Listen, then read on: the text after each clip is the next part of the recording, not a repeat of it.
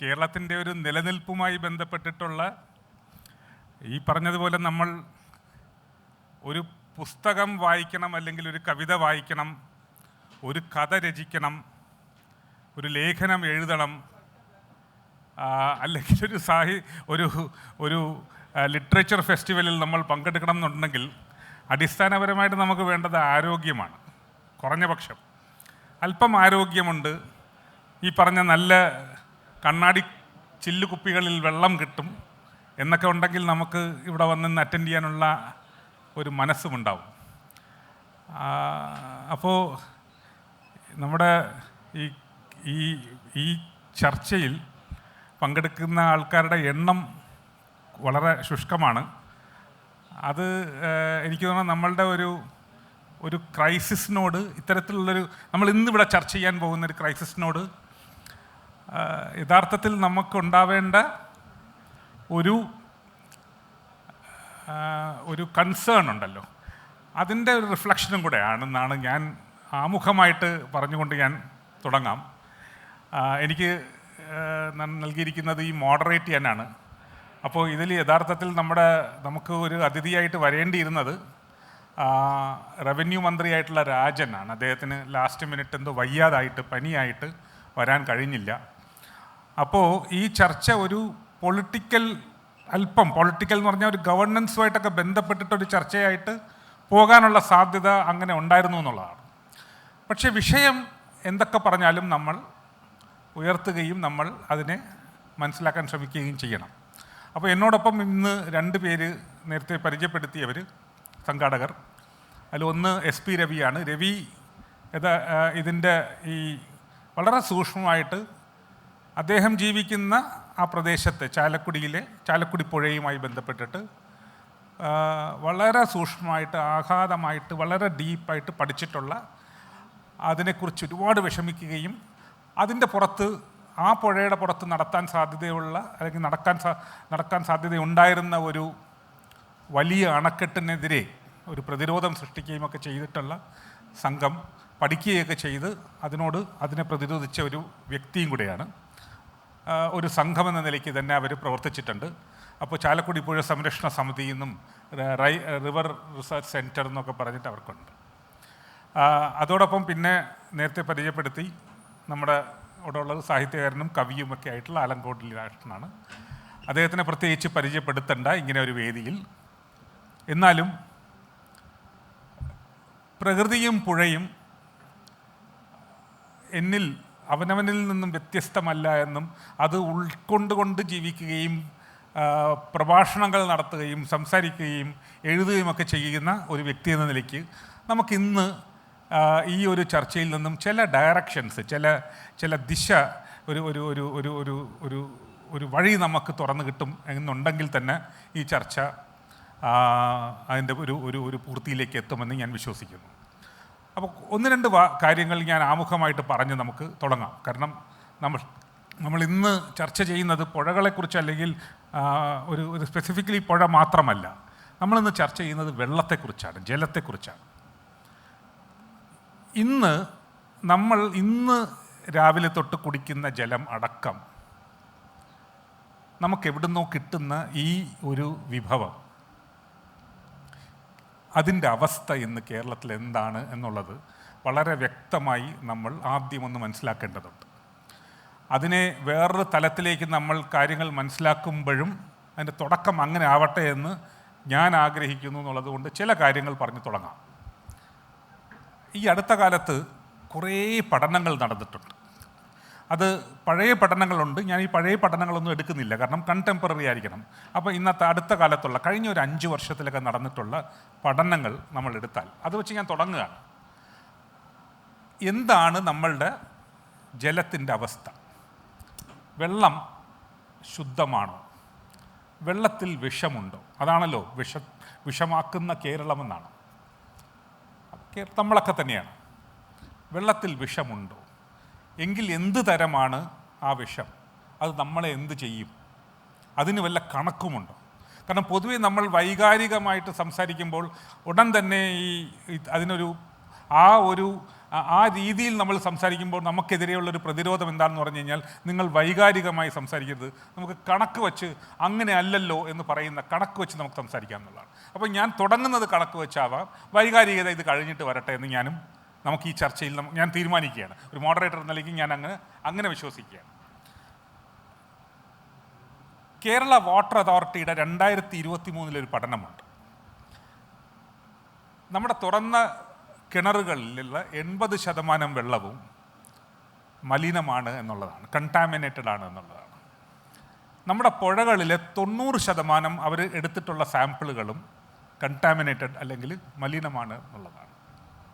പ്രത്യേകിച്ച് ബാക്ടീരിയൽ കണ്ടാമിനേഷനാണ് ഏറ്റവും അധികം കണ്ടെത്തിയിട്ടുള്ളത്. എല്ലാ പഠനങ്ങളും, ഞാൻ കുറേ പഠനങ്ങളുണ്ട്, എല്ലാം ഒന്നും പറയുന്നില്ല, ബ്രോഡായിട്ടുള്ളത് മാത്രം പറയാം. നമുക്കൊരു 3000 മില്ലിമീറ്റർ മഴ എല്ലാ വർഷവും പെയ്യുന്നു, ആവറേജ് ടോട്ടലായിട്ടെന്ന് പറയാം. പക്ഷേ അത് അങ്ങോട്ടും ഇങ്ങോട്ടും കുറച്ച് മാറ്റങ്ങൾ വരും. ഇതിൻ്റെ സ്പ്രെഡിൽ ഒരുപാട് വ്യത്യാസം വന്നിട്ടുണ്ട്. പണ്ട് പെയ്യുന്നത് പോലെ അല്ല ഇപ്പോൾ പെയ്യുന്നത്. അതൊക്കെ നമുക്ക് യാഥാർത്ഥ്യങ്ങളാണ്. നമുക്ക് 2 കാലവർഷങ്ങളുണ്ട്, 44 പുഴകളുണ്ട്, ഒരുപാട് ഈ വിധാനങ്ങളുണ്ട്. ലേക്സ് ആയിട്ടും പോണ്ടുകളായിട്ടും നമുക്ക് കായലുകളായിട്ടും ഒക്കെ ഉണ്ട്. ഇതെല്ലാം കഴിഞ്ഞാലും ഇന്ന് ഇന്ത്യയിൽ ഏറ്റവും അധികം പൊല്യൂട്ട് ചെയ്യപ്പെട്ട അല്ലെങ്കിൽ ഈ കണ്ടാമിനേഷൻ ഉണ്ടായിട്ടുള്ള പുഴകളിൽ കേരളത്തിലെ പുഴകൾ വളരെ പ്രധാനപ്പെട്ടതായിട്ട് നിൽക്കുന്നുണ്ട്. ഭാരതപ്പുഴ, പമ്പ, പെരിയാർ, അതേപോലെ ചെറിയ പുഴകളായിട്ടുള്ള ചിത്രപ്പുഴ, കടമ്പുഴ, അതെല്ലാം തന്നെ വല്ലമാണ്. കരമനയാർ, കിള്ളിയാർ. അതിൽ ചില സ്ട്രെച്ചസ്, ഇപ്പോൾ ഉദാഹരണത്തിന് നമ്മൾ കരമനയാർ എടുത്തു കഴിഞ്ഞാൽ ഈ തിരുവനന്തപുരത്തൂടെ ഒഴുകുന്ന സ്ട്രെച്ച് അതിനൊരു പ്രത്യേക പേര് ശാസ്ത്രീയമായി നൽകിയിട്ടുണ്ട്. ഈ അർബൻ റിവർ സിൻഡ്രോം എന്ന് പറഞ്ഞ് അത് ചത്തു എന്നാണ് പറയുന്നത്, മരിച്ചു എന്നാണ് പറയുന്നത് ആ ഭാഗം. അതിൻ്റെ അർത്ഥം എന്താണെന്ന് പറഞ്ഞു കഴിഞ്ഞാൽ, അവിടെ ആ ഭാഗം ഒരു വലിയ സ്ട്രെച്ച്, തിരുവനന്തപുരത്തൂടെ ഒഴുകുന്ന ആ സ്ട്രെച്ചിൽ അർബൻ പൊല്യൂഷൻ, നമ്മളുടെ ഈ നഗരങ്ങൾ ഉണ്ടാക്കുന്ന പൊല്യൂഷൻ കാരണം അതിനകത്തിന് ജീവൻ സാധ്യതയില്ലാതായി എന്നുള്ളതാണ് പറയുന്നത്. വളർന്നു വന്നുകൊണ്ടിരിക്കുന്ന എല്ലാ നഗരങ്ങളിലും ടൗണുകളിലൂടെയും ഒഴുകുന്ന പുഴകൾക്ക് ഇത് സംഭവിച്ചുകൊണ്ടിരിക്കുന്നു എന്ന് പ്രവചനങ്ങളുണ്ട്. ഒരു എന്നെ ഏറ്റവും അധികം ബാധിച്ച ഒരു പഠനവും കൂടി ഞാൻ പറഞ്ഞിട്ട് നമുക്ക് നമ്മുടെ അതിഥികളിലേക്ക് ചർച്ചയിലേക്ക് പോകാം. ഒക്ടോബർ 2017 കേരളത്തിൽ അറിയപ്പെടുന്ന ഒരു ശാസ്ത്രജ്ഞനാണ്, നമ്മുടെ സയൻസ് ആൻഡ് ടെക്നോളജി ഡിപ്പാർട്ട്മെൻറ്റിൻ്റെയൊക്കെ ഹെഡൊക്കെ ആയിരുന്നു അദ്ദേഹം, ഡോക്ടർ അജയ് കുമാർ വർമ്മ. അദ്ദേഹത്തിൻ്റെ പബ്ലിഷ്ഡ് വർക്കായതുകൊണ്ട് അദ്ദേഹത്തിൻ്റെ പേര് പറയുന്നു. ഇപ്പോഴും ഗവൺമെൻറ്റുമായിട്ട് സഹകരിച്ച് ഒരുപാട് പ്രവർത്തനങ്ങൾ നടത്തുന്ന ഒരു സയൻറ്റിസ്റ്റാണ് ഡോക്ടർ അജയ് കുമാർ വർമ്മ. അദ്ദേഹത്തിൻ്റെ ഒരു പഠനം അദ്ദേഹം ഒടുവിൽ കൺക്ലൂഡ് ചെയ്യുന്നത് ഇങ്ങനെയാണ്. ഇത് പുഴകളുടെ ഒരു ഫ്യൂച്ചറിനെ കുറിച്ച് അദ്ദേഹം അവിടെ പ്രഡിക്റ്റ് ചെയ്യുന്നുണ്ട് 2017 തന്നെ. അദ്ദേഹം പറയുന്നത് പമ്പ ഇനി 55 വർഷം കൂടി ജീവിക്കുള്ളൂ എന്നാണ്. That is it will die by 55 years എന്നാണ് ഇംഗ്ലീഷിൽ, ആ റിപ്പോർട്ടിൽ ഇംഗ്ലീഷിലാണല്ലോ എഴുതുന്നത്. അച്ചൻകോയിലിന് 15 വർഷമാണ് നൽകിയിരിക്കുന്നത് അദ്ദേഹം. മണിമലയാർക്ക് 20 വർഷം, മീനച്ചിലിന് 45 വർഷം, മൂവാറ്റുപുഴയ്ക്ക് 30 വർഷം, ചാലക്കുടി പുഴയ്ക്ക് 15 തൊട്ട് 20 വർഷം. ഇത് 2017 അദ്ദേഹത്തിൻ്റെ അസസ്മെൻറ്റ്സാണ്. ഇങ്ങനെയാണ് പോകുന്നതെങ്കിൽ, സ്റ്റാറ്റസ് കോ മെയിൻറ്റെയിൻ ചെയ്ത് പോവുകയാണെങ്കിൽ ഇതാണ് അവസ്ഥ എന്നാണ്. നാഷണൽ ഗ്രീൻ ട്രൈബ്യൂണൽ ഒരിക്കൽ ഈ 2022 നമ്മുടെ പെരിയാർ മലിനീകരണവുമായിട്ട് ബന്ധപ്പെട്ടിട്ട് ഏറ്റവും കൂടുതൽ മലിനീകരിക്കപ്പെട്ട ഇൻഡസ്ട്രിയൽ വേസ്റ്റ് കൊണ്ട് നശിച്ചു കൊണ്ടിരിക്കുന്ന ഒരു പുഴ പെരിയാറാണ്. പെരിയാറിൻ്റെ തീരത്തുള്ള ഏലൂർ, എടയാർ മേഖലയിൽ കഴിഞ്ഞ 3-4 പതിറ്റാണ്ടായിട്ട് വലിയ സമരങ്ങൾ നടക്കുന്നുണ്ട് ആ പുഴയെ നശിപ്പിക്കാതെ രക്ഷിക്കാൻ വേണ്ടി. പക്ഷേ ആ ശ്രമമൊക്കെ തന്നെ ഒടുവിൽ നാഷണൽ ഗ്രീൻ ട്രൈബ്യൂണലിൻ്റെ മുന്നിൽ എത്തിയപ്പോൾ അവർ പറഞ്ഞ ഒരു കോട്ടും കൂടെ വച്ചിട്ട് ഞാൻ അവസാനിപ്പിക്കാം. It's a crime against humanity. ശബ്ദമില്ലാത്ത കുറേ പാവപ്പെട്ട ജീവികൾക്കും മനുഷ്യരെയും ആണ് ഇതിൽ വിക്ടിംസ് എന്ന് പറഞ്ഞിട്ട് NGT കമൻറ്റ് ചെയ്തു. ഒരു ഡേറ്റയും കൂടെ പറഞ്ഞ് ഞാൻ നിർത്തുകയാണ്. കേരളം 2012 തൊട്ട് 2016 വരെയുള്ള ഒരു കണക്ക് 35.6% ജലജന്യ രോഗങ്ങളുടെ എണ്ണം കൂടിയിട്ടുണ്ട് എന്നാണ്. അപ്പോൾ ഈ ഒരു ലാൻഡ്സ്കേപ്പ് ഈ ജലവുമായി ബന്ധപ്പെട്ടിട്ട് ഞാൻ നിങ്ങളുടെ മുന്നിൽ പ്ലേസ് ചെയ്യുന്നത്, നമുക്ക് ഇതിൻ്റെ പുറത്തുള്ള റെസ്പോൺസ് ഇവിടെ ഈ പറഞ്ഞ രണ്ട് പേര്, ഒരാളൊരു കവിയാണ്, ഒരാളൊരു വിദഗ്ധനാണ്, എന്താണെന്ന് നമുക്ക് നോക്കേണ്ടതുണ്ട്. കേരളത്തിൻ്റെ ഈ പുഴകളുടെ ഉത്ഭവം തൊട്ട് കടൽ വരെ ഇറങ്ങി കടലിലേക്ക് പോകുന്നത് വരെ ഒരു സ്ഥലമില്ല നമ്മളിന്ന് അതിക്രമങ്ങൾ നടത്തി, മനുഷ്യനെന്ന നിലയ്ക്ക് അതിക്രമങ്ങൾ നടത്തി നശിപ്പിക്കാത്തതായിട്ട്. അത് കീടനാശിനികൾ കൊണ്ടാവാം, പ്ലാന്റേഷൻസൊക്കെ നോക്കുമ്പോൾ, അല്ലെങ്കിൽ പ്ലാസ്റ്റിക്കും വേസ്റ്റും ഇൻഡസ്ട്രിയൽ പൊല്യൂട്ടൻസും കൊണ്ടൊക്കെ ആവാം. ഇതല്ലാതെയും ഒരുപാട് പ്രശ്നങ്ങൾ പുഴകളോ അല്ലെങ്കിൽ നമ്മുടെ ജലസ്രോതസ്സുമായി ബന്ധപ്പെട്ടുണ്ടാവുന്നുണ്ട്. ഇന്ന് നമുക്ക് അതിനെക്കുറിച്ചൊരു ക്ലാരിറ്റി കിട്ടുമോ ഇല്ലയോ എന്നുള്ളതാണ് ഈ ചർച്ചയുടെ വിഷയം. അപ്പോൾ ഞാൻ തുടക്കം രവിയിൽ നിന്ന് തുടങ്ങാം. രവി, എന്തുകൊണ്ടാണ് ഇങ്ങനെ? ഞാനിപ്പോൾ ഒരു പിക്ചർ പ്രസൻറ്റ് ചെയ്യണം. എന്തുകൊണ്ടാണ് ഇങ്ങനെ? ഇതിന് ഏതെങ്കിലും തരത്തിലൊരു ഒരു ഒരു പരിഹാരമോ ഒരു സാധ്യതയോ അല്ലെങ്കിൽ നമുക്ക് ആശ്വസിക്കാനായിട്ടുള്ള എന്തെങ്കിലും ഉണ്ടോ? നിങ്ങൾ ഒരുപാട് സമരം ചെയ്യുന്നവരാണ്. നിങ്ങൾ അവിടെ അതിനെ ഇങ്ങനെ ഒരു അവസ്ഥയിലേക്ക് എത്താതിരിക്കാൻ വേണ്ടി സമരം ചെയ്തവരാണ്. എന്താണ് നിങ്ങൾക്ക് പറയാനുള്ളത്? ശ്രീധർ ഇപ്പം മുന്നിൽ വച്ച ഒരു ചിത്രം, അതായത് ഈ നമ്മുടെ വെള്ളം വളരെയധികം മലിനമാക്കപ്പെട്ടിരിക്കുന്നു. അത് കിണറിലെ ആയാലും അത് പുഴയിലെ ആയാലും അത് കായലാണെങ്കിലും എവിടെയാണെങ്കിലും വല്ലാതെ മലിനീകരിക്കപ്പെട്ടിരിക്കുന്നു എന്നുള്ളതാണ്. നമുക്കറിയാം, വെള്ളം എന്ന് പറയുന്നത് അത് ജീവദായിനിയാണ്, അല്ലെങ്കിൽ ജീവൻ തന്നെയാണ്. ഇത് നമുക്കറിയാവുന്ന കാര്യമാണ്. നമ്മൾ ജലം ജീവനാണ് എന്ന് എപ്പോഴും പറയുന്ന ആൾക്കാരാണ്. ജലത്തെ പലതരത്തിൽ എന്താ പറയുക, ഈ ആരാധിക്കുന്ന ഒരു സംസ്കാരമുള്ള ആളുകളാണ്. ഇന്ത്യയിൽ മാത്രമല്ല കേട്ടോ, ലോകം മൊത്തം എടുത്തു കഴിഞ്ഞാലും, വിവിധ മതങ്ങൾ എടുത്തു കഴിഞ്ഞാലും മറ്റു രീതിയിൽ എടുത്തു കഴിഞ്ഞാലും ജലം എന്ന് പറയുന്നതിനെ ആരാധിക്കുന്ന ഒരു കൾച്ചറുള്ള ആൾക്കാരാണ്. ജലം എന്ന് പറയുന്നത് നമ്മൾ സ്വയം ശുദ്ധീകരിക്കാനും മറ്റു പലതിനെയും ശുദ്ധീകരിക്കാനും എല്ലാം വെള്ളത്തെ ഉപയോഗിക്കുന്നുണ്ട്. പക്ഷേ ഇതെല്ലാം ചെയ്യുമ്പോഴും ഈ വെള്ളത്തെ മലിനമാക്കാൻ നമുക്ക് മടിയില്ല എന്നുള്ളതാണ്. എന്തുകൊണ്ടങ്ങനെ ചെയ്യുന്നു? ഒരു പക്ഷേ ഈ എന്താ പറയുക, എനിക്ക് മനസ്സിൽ തോന്നിയൊരിതാണ്. അപ്പം നമ്മൾ ഒരേ സമയം ആരാധിക്കുന്നു എന്ന് പറയുകയും എന്നിട്ട് ഈ എന്താ പറയുക, വേണ്ട രീതിയിൽ അല്ലാതെ ട്രീറ്റ് ചെയ്യുകയും ചെയ്യുന്ന മറ്റൊരു എൻറ്റിറ്റി എന്ന് പറയുന്നത് സ്ത്രീയാണ്. പുഴകളെ നമ്മൾ സ്ത്രീകളായിട്ടാണ് കാണുന്നത്. ഇത് തമ്മിൽ എന്തെങ്കിലും ബന്ധമുണ്ടോ എന്ന് എനിക്കറിയില്ല. പക്ഷേ ഈ പുഴകളെ നമ്മൾ മലിനീകരിക്കുന്നതിലൊരു എന്താ പറയുക, മനസ്താപം തോന്നാത്ത ജനതയായിട്ട് മാറിക്കഴിഞ്ഞു എന്നുള്ളതാണ്. ഇത് പണ്ട് മുതലേ അങ്ങനെ ആയിരുന്നോ എന്ന് ചോദിച്ചു കഴിഞ്ഞാൽ അങ്ങനെ ആവാൻ സാധ്യതയില്ല. ഇത് കുറേ കൂടെ റീസെൻ്റായിട്ട് വന്നിട്ടുള്ളതാണ്. കേരളത്തെ സംബന്ധിച്ചാണെങ്കിൽ ഒരുപക്ഷെ 50-60 വർഷത്തിനിടയിലാണ് ഇത്രയധികം മോശമായിട്ടുള്ളത് കാര്യങ്ങൾ. ഇപ്പോൾ എനിക്ക് തോന്നുന്നു ശ്രീധർ മിക്കവാറും പിന്നീട് പറയുന്നുണ്ടാവും, ചാലിയാറിലെ ഗ്വാളിയോർ റയോൺസിൻ്റെ പ്രശ്നമൊക്കെ 50കളുടെ അവസാനത്തിൽ വന്ന വ്യവസായമാണ്. അപ്പോൾ അതിൻ്റെ ഒരു മലിനീകരണം ആ പുഴയ്ക്ക് ഉണ്ടാക്കിയത്, ആ പരിസരത്ത് പ്രശ്നങ്ങൾ ഉണ്ടാക്കിയതായിട്ടുള്ള കാര്യങ്ങളുണ്ട്. ഇൻഡസ്ട്രിയൽ പൊല്യൂഷൻ മാത്രമല്ല, ഇൻഡസ്ട്രിയൽ പൊല്യൂഷൻ ഇപ്പോൾ പെരിയാറിൻ്റെ ഈ താഴെയുള്ള ഭാഗം എന്ന് പറയുന്നത് സത്യം പറഞ്ഞു കഴിഞ്ഞാൽ അത് പുഴയല്ല, അതൊരു എന്താ പറയുക, ടോക്സിക് ഡ്രെയിനാണ്. അത്രയും 250ഓളം ചെറുതും വലുതുമായിട്ടുള്ള വ്യവസായശാലകളാണ് ഈ ഏലൂർ എടയാർ മേഖലയിൽ പ്രവർത്തിക്കുന്നത്. പലതിൽ നിന്നുമുള്ള വളരെ ഈ ടോക്സിക് ആയിട്ടുള്ള എഫ്ലുവൻസ് അവിടെ ചെല്ലുകയാണ്. എന്നിട്ടും ഇപ്പോഴും പല സമയത്തും പല നിറങ്ങളിലാണ് അവിടെ പുഴ ഒഴുകുന്നത്. ചിലപ്പോൾ കറുത്തൊഴുകും, ചിലപ്പോൾ മഞ്ഞ നിറത്തിലൊഴുകും. അങ്ങനെ ഈ എന്താ പറയുക, ഇടയ്ക്കിടയ്ക്ക് ഫിഷ് കില്ലുണ്ടാവുന്നു, മത്സ്യങ്ങൾ ചത്തുപൊങ്ങുന്ന അവസ്ഥ ഉണ്ടാകുന്നു. അത് പെരിയാറിൽ മാത്രമല്ല, ഇപ്പോൾ ചാലക്കുടി പുഴയിലും കാടൂറ്റി പഞ്ചായത്തിലൊരു നിറ്റ ജലാറ്റിൻ എന്ന് പറയുന്നൊരു സ്ഥാപനമുണ്ട്. അതിൻ്റെ മലിനീകരണത്തിൻ്റെ പ്രശ്നമുണ്ട്. ഇവിടെയെല്ലാം ഇത്തരത്തിൽ വെള്ളം മോശമായതുകൊണ്ട് മത്സ്യങ്ങൾക്ക് ജീവിക്കാൻ കഴിയാത്ത സാഹചര്യം ഉണ്ടാകുന്നു. മത്സ്യങ്ങൾക്ക് ജീവിക്കാൻ കഴിയാത്തതാണെങ്കിൽ ആ വെള്ളം മനുഷ്യൻ ഉപയോഗിച്ചാൽ എങ്ങനെ ഉണ്ടാവും എന്നുള്ളത് നമുക്ക് പ്രത്യേകിച്ച് പറയേണ്ട ആവശ്യമില്ല. അപ്പോൾ ഈ ഒരു സാഹചര്യത്തിലേക്ക് നമ്മൾ എത്തിച്ചിട്ടുണ്ട്. അപ്പോൾ ശ്രീധർ ഇതിൽ ചോദിച്ചത് എന്താ പറയുക, എന്തൊക്കെയാണ് അതിലേക്ക് നയിച്ചതെന്ന് ചോദിച്ചു കഴിഞ്ഞാൽ മനുഷ്യൻ്റെ പ്രകൃതിയോടുള്ള തെറ്റായിട്ടുള്ള ഇടപെടലുകളെന്ന് ഒറ്റവാക്കിൽ പറയാൻ പറ്റും. അത് ഈ നേരത്തെ സൂചിപ്പിച്ച പോലെ തന്നെ ഇപ്പോൾ ഒരു പുഴ എടുത്തു കഴിഞ്ഞാൽ, പുഴ മാത്രമല്ല, നമുക്ക് കിണറുകളായാലും കായലുകളായാലും എല്ലാം മലിനീകരിക്കപ്പെട്ടുകൊണ്ടിരിക്കുകയാണ്. കിണറുകളിൽ ഏറ്റവും കൂടുതൽ കാണുന്നത് കോളിഫോം ബാക്ടീരിയയുടെ സാന്നിധ്യമാണ്. ഒരു പക്ഷേ നമുക്ക് തിളപ്പിച്ച വെള്ളം കുടിക്കുന്ന ശീലമുള്ളത് കൊണ്ട് അത് താരതമ്യേന പ്രശ്നം കുറഞ്ഞതാണെന്ന് വേണമെങ്കിൽ പറയാം. പ്രശ്നമല്ല എന്നല്ല കേട്ടോ, വളരെ ഗുരുതരമായിട്ടുള്ള പ്രശ്നം തന്നെയാണ്.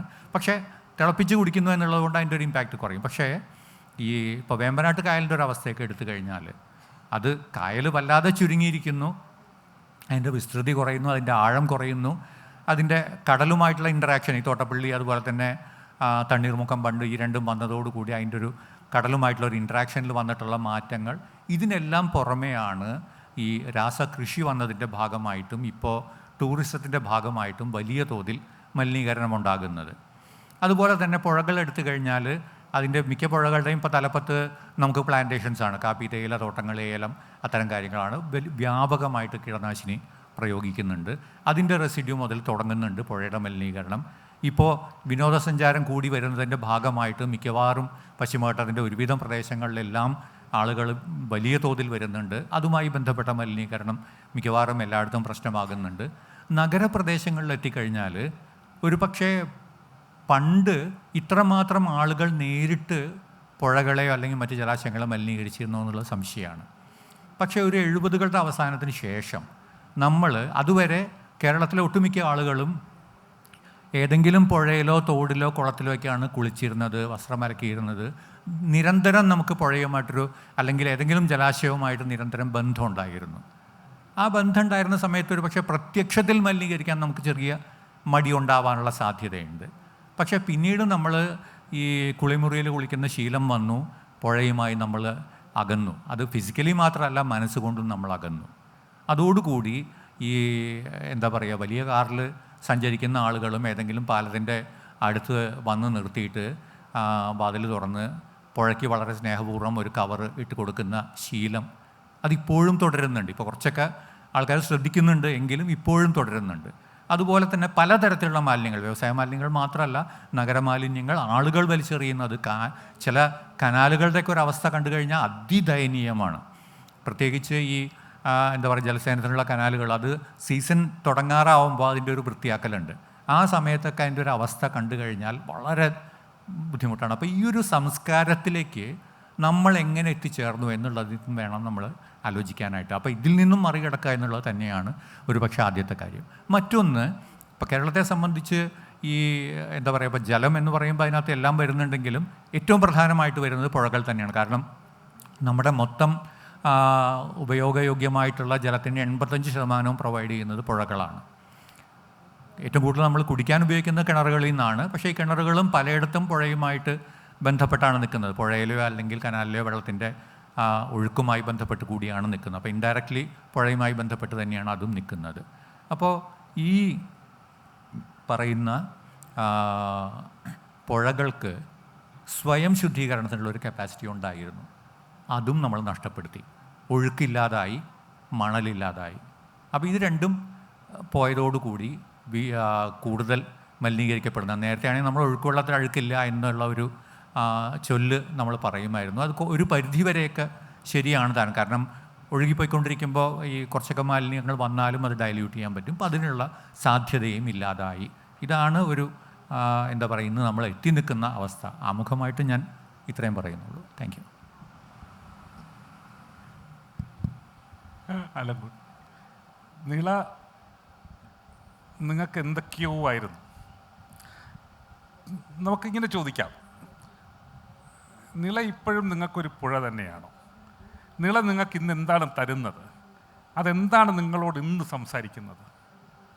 ആ പഴയ ഈ റൊമാൻറ്റിക് എന്നൊക്കെ പറയുന്ന ഒരു ഒരു ഒരു ഒരു ഒരു പ്രത്യേക മൊമെൻറ്റിലാണല്ലോ താങ്കൾ ഇതിനെക്കുറിച്ച് എഴുതുകയും സഞ്ചരിക്കുകയും പഠിക്കുകയും ഉൾക്കൊള്ളുകയും ഒക്കെ ചെയ്യുന്നത്. ഇന്ന് അതൊക്കെ ഉണ്ടോ? ആ റിയാലിറ്റി ഇന്നത് റിയാലിറ്റി ആണോ എന്നുള്ളതാണ്. അതേ ഇന്ന് നമ്മൾ വെറുതെ റൊമാൻറ്റിസൈസ് ചെയ്യുകയാണോ? ഇതൊരു വലിയ ചോദ്യം തന്നെയാണ്. എനിക്കും ഉത്തരമില്ലാത്തതും എന്നെ ഇപ്പോഴും വേട്ടയാടിക്കൊണ്ടിരിക്കുന്നതുമായ കുറേ ചോദ്യങ്ങളാണ് ഒരുമിച്ച് ശ്രീധര രാധാകൃഷ്ണൻ ചോദിച്ചത്. സത്യത്തിൽ ഞാൻ ഈ ഒരു ചർച്ചയിൽ വരേണ്ട ആളല്ല, മന്ത്രി രാജനാണ് വരേണ്ടിയിരുന്നത്. ഒരു മുട്ടുശാന്തിക്കാരനായിട്ടാണ് ഞാൻ വന്നത്. രണ്ട് കാര്യം കൊണ്ടാണത് വരാൻ കാര്യം. ഒന്ന്, രാജൻ എൻ്റെ വളരെ പ്രിയപ്പെട്ട സഹോദരതുല്യനായ സുഹൃത്താണ്. രാജന് പകരക്കാരാവുന്നത് സന്തോഷകരമാണ്. മറ്റൊന്ന്, ഈ വിഷയം ഞാനല്ലെങ്കിലും വരേണ്ടിയിരുന്ന ഒരു സ്ഥലമാണ്. അത് ശ്രീധര രാധാകൃഷ്ണൻ ആണെങ്കിലും SP രവി ആണെങ്കിലും ഞങ്ങളൊക്കെ പൊതുവായി പങ്കുവെക്കുന്ന എന്നാൽ കേരളത്തിലെ പൊതുസമൂഹം ഇത്രയും കാലമായിട്ട് ഏറ്റെടുത്തിട്ടില്ലാത്ത പാരിസ്ഥിതികമായ ഉത്കണ്ഠ, ജലസാക്ഷരത കുറവിനെക്കുറിച്ചുള്ള ഉത്കണ്ഠ. ജലസാക്ഷരത എന്നൊന്നുണ്ട്, നദീസാക്ഷരത, ജലസാക്ഷരത. പല കാര്യങ്ങളിലും 100% സാക്ഷരത നേടിയ മലയാളികൾ ജലസാക്ഷരതയിലും നദീസാക്ഷരതയിലും വട്ടപൂജ്യമാണ് എന്ന് പറയേണ്ട ഒരു ദുർഗതിയാണ് ഇപ്പോൾ രവി പറഞ്ഞ കാര്യത്തിൽ കണ്ടത്. ഞാൻ എൻ്റെ യൗവനാരംഭകാലത്ത് നടത്തിയ ഒരു തോറ്റ സമരമാണ് ഭാരതപ്പുഴയ്ക്ക് വേണ്ടിയുള്ള സമരം. ഭാരതപ്പുഴ സംരക്ഷണ സമിതി 1980കളുടെ തുടക്കത്തിലാണ് രൂപീകരിക്കപ്പെട്ടത്. അന്ന് അതിൻ്റെ സെക്രട്ടറി ഇന്ത്യനൂർ ഗോപി മാഷായിരുന്നു. ഭാരതപ്പുഴ ഗോപി എന്നാണ് അറിയപ്പെട്ടത്. ആശാൻ സുരേന്ദ്രനാഥിൻ്റെ പ്രേരണയാണ് ഒന്ന്. മറ്റൊന്ന് PT ഭാസ്കര പണിക്കർ, PTB, ആശാൻ സുരേന്ദ്രനാഥ്, ഇന്ത്യനൂർ ഗോപി, SPN എന്നറിയപ്പെട്ടിരുന്ന S പ്രഭാകരൻ നായർ, ശാസ്ത്ര സാഹിത്യ പരിഷത്തിൻ്റെ പ്രവർത്തകനായിരുന്നു. മാണിക്യൻ നായർ, അനങ്ങനടിയിലെ കർഷകനായിരുന്ന മാണിക്യൻ നായർ, TNN ഭട്ടതിരിപ്പാട്, തടയണകളുടെ തമ്പുരാൻ TNN ഭട്ടതിരിപ്പാട്, കരുമാഞ്ചേരി മാധവൻ. ഞാൻ കുറച്ച് പേരുകൾ പറഞ്ഞതാണ്. ഇങ്ങനെ കുറേ ആളുകൾ ഈ സൈലൻറ്റ് വാലി സമരത്തിന് ശേഷം ഏറ്റെടുത്ത ഒരു സമരമായിരുന്നു ഭാരതപ്പുഴ സംരക്ഷണ സമിതി സമരം. സമരം ചെയ്ത് ഞങ്ങൾ ആ നദിയെ കൊന്നുകളഞ്ഞു എന്ന് വേണമെങ്കിൽ പറയാം. 1 ഇഞ്ച് പോലും ആരും അത് ചെവിക്കൊണ്ടില്ല. നേരത്തെ രവി പറഞ്ഞതുപോലെയും ശ്രീധർ പറഞ്ഞതുപോലെയും ഭാരതപ്പുഴയുടെ തീരത്തുള്ള എല്ലാ നഗരങ്ങളുടെയും ഓടച്ചാലാണ് ഭാരതപ്പുഴ. പാലക്കാട് തൊട്ട് പട്ടാമ്പി, തൃത്താല, ഇങ്ങോട്ട് കുറ്റിപ്പുറം വരെയുള്ള അനുനിമിഷം വികസിച്ചു കൊണ്ടിരിക്കുന്ന നഗരങ്ങളൊക്കെ നഗരമാലിന്യങ്ങൾ ഒഴുക്കി വിടാനുള്ള ഓടച്ചാലാക്കിയിട്ടാണ് നദിയെ കണ്ടിട്ടുള്ളത്. ഏറ്റവും കൂടുതൽ മാലിന്യങ്ങൾ ഒഴുക്കി വിടപ്പെടുന്നത് അവിടെയാണ്. ഫാക്ടറികൾ താരതമ്യേന കുറവാണ്. ഇപ്പം ചാലക്കുടി പുഴ തീരത്തോ പെരിയാറിൻ്റെ തീരത്തോ ഉള്ളതുപോലെ അത്രയേറെ ഫാക്ടറികളില്ലെങ്കിലും അത്യാവശ്യം ഫാക്ടറികളുണ്ട്. KSDC അടക്കമുള്ള പല സ്ഥാപനങ്ങളും അവിടെ ഉണ്ടായിരുന്നു. ഈ മാലിന്യങ്ങളൊക്കെ ഒഴുക്കി വിടുകയും പല നിലയ്ക്ക് കയ്യേറ്റം ചെയ്യപ്പെടുകയും പുഴ പറമ്പാക്കുന്ന വിദ്യ കണ്ടുപിടിച്ചത് മലയാളികളാണ്. പുഴ കയ്യേറി പറമ്പാക്കി അതിനെതിരെ കേസ് കൊടുത്ത് എതിർകക്ഷിയായ പഞ്ചായത്ത് ബോർഡുകാർ ഹാജരാവാത്തത് കൊണ്ട് എസ് പാർട്ടിയായി അനുകൂലമായ വിധി വന്ന് പുഴയിൽ പുരയിടം ഉണ്ടാക്കിയ അനേകം ആളുകളെ എനിക്ക് അറിയാം. ഇങ്ങനെ നമ്മൾ ചെയ്തു കൂട്ടുന്നത് മുഴുവൻ നദിയുടെ നാശത്തിനായി മാറി. ധാരാളം സ്നാനഘട്ടങ്ങളുണ്ട് ഭാരതപ്പുഴയിൽ. പിതൃബലിക്ക് വളരെ പ്രശസ്തമായ സ്ഥലമാണ്. ഞാൻ പറയുന്നതിൽ തെറ്റിദ്ധരിക്കരുത്. ചില സമയത്ത് തിരുനാവായ കടവിൽ പിതൃബലിയിട്ടയാൾ അബദ്ധത്തിലെങ്ങാനും നിളാനദിയിലെ ഇത്തിരി വെള്ളം കുടിച്ചു പോയാൽ അയാളുടെ പിതൃബലി 15 ദിവസത്തിനുള്ളിൽ ചെയ്യേണ്ട സ്ഥിതിയിലേക്ക് അത്രമേൽ മലിനമാണ് ആ നദിയിലെ വെള്ളം. അത്രയും ആലങ്കാരികമായിട്ട് പറഞ്ഞാൽ ആ നദിയുടെ മാലിന്യത്തിൻ്റെ ഡെൻസിറ്റി മനസ്സിലാവും. ഇത് താരതമ്യേന മാലിന്യം കുറഞ്ഞ നിളയാണ്. അപ്പോൾ പെരിയാറും ചാലക്കുടി പുഴയും കരമനയാറും അടക്കം മഹാനഗരങ്ങളുടെ നടുവിലൂടെ ഒഴുകിപ്പോകുന്ന നദികളിലെ മാലിന്യം എത്രയായിരിക്കും? നദികൾ മലിനമാക്കരുത് എന്ന ഒരു സാക്ഷരത ഇന്നേ വരെ കേരളത്തിലെ പൊതുബോധമണ്ഡലത്തിൽ ഉണ്ടായിട്ടില്ല. എനിക്കൊക്കെ കിട്ടുന്ന ഈ ഫേസ്ബുക്കിലെ വിശേഷണങ്ങളിലൊന്ന് പരിസ്ഥിതി മലരെ എന്നാണ്. ആ മലരിൻ്റെ യഥാർത്ഥ മലയാളം നിങ്ങൾക്ക് മനസ്സിലാവും. ഈ ഫേസ്ബുക്ക് ഭാഷ അറിയുന്നവർക്ക് പരിസ്ഥിതി മലരെ എന്ന് വിളിച്ചാൽ എന്താണ് വിളിച്ചിരിക്കുന്നത് മനസ്സിലാവും. അങ്ങനെ മാനഭംഗപ്പെടുത്തി നിശബ്ദരാക്കുന്ന ഒരു പൊതുബോധമണ്ഡലമാണ്. രവിക്കൊക്കെ നല്ലപോലെ കിട്ടിയിട്ടുണ്ടാവും, ശ്രീധരനും കിട്ടിക്കാണും. ഞാൻ സന്ദർഭവശാൽ വളരെ വേദനയോടുകൂടി 3-4 രക്തസാക്ഷികളെ കൂടി ഓർക്കാൻ. ഭാരതപ്പുഴയ്ക്ക് വേണ്ടി സമരം ചെയ്ത കൂട്ടത്തിൽ S പ്രഭാകരൻ നായർ മരിച്ചത് കടുത്ത ഡിപ്രഷൻ മൂലമാണ്. അദ്ദേഹം ഭാരതപ്പുഴയെ സംരക്ഷിക്കാൻ ഒരു വലിയ വക്കീലിവിടെ ഇരിക്കുന്നുണ്ടല്ലോ, വക്കീലിനെ അറിയുമല്ലോ SPN വളരെ സെൻസിറ്റീവായ ഒരു മനുഷ്യനായിരുന്നു. വളരെ സമഗ്രമായി നദീ സംരക്ഷണത്തിനൊരു പദ്ധതി ഉണ്ടാക്കിയിരുന്നു. പുല്ലുപോലെയാണത് മാറി മാറി വരുന്ന സർക്കാരുകൾ തള്ളിക്കളഞ്ഞത്. അതിൽ നിരാശ ബാധിച്ചു മരിച്ചു എന്ന് ഞാൻ പറയത്തില്ല. നിരാശ ഒരു കാരണമാണ്. ചാലക്കുടിപ്പുഴയുടെ സംരക്ഷണത്തിൽ നടന്ന സമരങ്ങളിലെ പ്രധാനപ്പെട്ട രക്തസാക്ഷി ലതയാണ്. ലത ഇവിടെ ഇല്ലെങ്കിലും ലതയുടെ കൂട്ടുകാരൻ ഉണ്ണികൃഷ്ണൻ ഇവിടെ ഇരിക്കുന്നുണ്ട്. ലതയുടെ മരണമൊക്കെ വേദനയോടുകൂടിയാണ് ഞങ്ങൾ കണ്ടത്. ചാലിയാർ സമരത്തിൻ്റെ രക്തസാക്ഷിയാണ് അദ്വൈ എന്ന് പറഞ്ഞാൽ അബ്രഹ്മാൻ ചാലിയാർ സമരത്തിൽ രക്തസാക്ഷിയായ ആളാണ്. രോഗം ബാധിച്ചു മരിച്ചയാളാണ്. ഇങ്ങനെ ഓരോരോ സമരത്തിലും മരിച്ച രക്തസാക്ഷികളെക്കുറിച്ച് കേരളം എന്നെ നിയോഗിച്ചത് ഇത് പറയാൻ വേണ്ടി കൂടിയായിരിക്കും, അല്ലെങ്കിൽ ഞാനിവിടെ വരേണ്ട ആളല്ല. ഇവരെക്കുറിച്ച് ആര് പറയും? കേരളത്തിലെ അനേകം രക്തസാക്ഷികൾക്ക് മണ്ഡപങ്ങളുണ്ട്. അദ്വൈക്ക് മണ്ഡപമില്ല, ലതയ്ക്ക് മണ്ഡപമില്ല, SPN ഇല്ല. അങ്ങനെ പലരും ഈ നദി സംരക്ഷിക്കാൻ വേണ്ടിയുള്ള യുദ്ധത്തിൽ മരിച്ചുപോയി. നദിയും മരിച്ചുകൊണ്ടിരിക്കുന്നു. നേരത്തെ ശ്രീധർ പറഞ്ഞതുപോലെ നദികളുടെ പല ഭാഗങ്ങളും മരിച്ചിരിക്കുന്നു. വെള്ളം വെള്ളം സർവത്ര, തുള്ളി കുടിപ്പാൻ ഇല്ലത്ര. അത് വളരെ water everywhere, not a drop to drink. അതിൻ്റെ മലയാള പരിഭാഷയാണ് വെള്ളം വെള്ളം സർവത്ര, തുള്ളി കുടിപ്പാൻ ഇല്ലത്ര. ഒരു പക്ഷേ 20 ഉറുപ്പിക കൊടുത്ത് 1 ലിറ്റർ വെള്ളം വാങ്ങി കുടിക്കാൻ കഴിയുന്നവർക്ക് ഇതിൻ്റെ പിന്നിലെ കാര്യങ്ങൾ അറിയില്ല. മാതൃഭൂമിയുടെ അക്ഷരോത്സവത്തിലാണ് നമ്മൾ സംസാരിക്കുന്നത്. മാതൃഭൂമി ഏറ്റവും വലിയ നഷ്ടം വരുത്തിയത് ഒരു ജലസമരത്തിലാണ്. അതുകൂടി ഓർക്കണമല്ലോ. അപ്പോൾ MP വീരേന്ദ്രകുമാർ എന്ന ദീർഘവീക്ഷണമുള്ളൊരു മഹാനായ പരിസ്ഥിതി സ്നേഹിയെയും എനിക്ക് ഓർക്കാതിരിക്കാൻ കഴിയില്ല. കാരണം പ്ലാച്ചിമട സമരം ഇന്ത്യയിലല്ല ലോകത്ത് തന്നെ നടന്ന സുപ്രധാനമായ ഒരു ജലസമരമാണ്. അതിലെ ഒരു നായികയാണ് മൈലമ്മ. മൈലമ്മയും ഒരർത്ഥത്തിൽ രക്തസാക്ഷിയാണ്.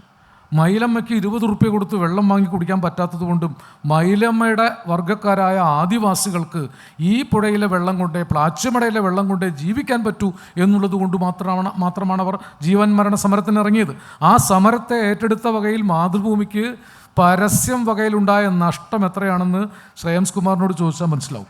ആ നഷ്ടം സഹിച്ചും ഒരുപക്ഷെ കേരളത്തിൽ ആകെ ജലസമരം നടത്തിയ ഒരു പ്രധാനപ്പെട്ട പ്രസ്ഥാനം മാതൃഭൂമിയാണെന്നും ഈ സമയത്ത് ഓർക്കാതിരിക്കാൻ വയ്യ. രക്തസാക്ഷിയായിട്ടില്ലെങ്കിലും അതിൽ ഒരുപാട് ചീത്തപ്പേര് കേൾക്കേണ്ടി വന്ന ഒരാളാണ് MP വീരേന്ദ്രകുമാർ. അങ്ങനെ പലരും നമുക്ക് വേണ്ടി മരിച്ചു. 10 കൊല്ലം കൂടി കഴിഞ്ഞാൽ വെള്ളത്തിന് വേണ്ടിയായിരിക്കും മഹായുദ്ധങ്ങൾ നടക്കുക. ഇത്രയേറെ 44 നദികളും ഇത്രയേറെ തടാകങ്ങളും ഇത്രയേറെ കായലുകളും ഉണ്ടായിട്ടും നമുക്ക് നല്ല വെള്ളം കുടിക്കാനില്ല എന്നത് വളരെ ദുഃഖകരമായ ഒരു യാഥാർത്ഥ്യമാണ്.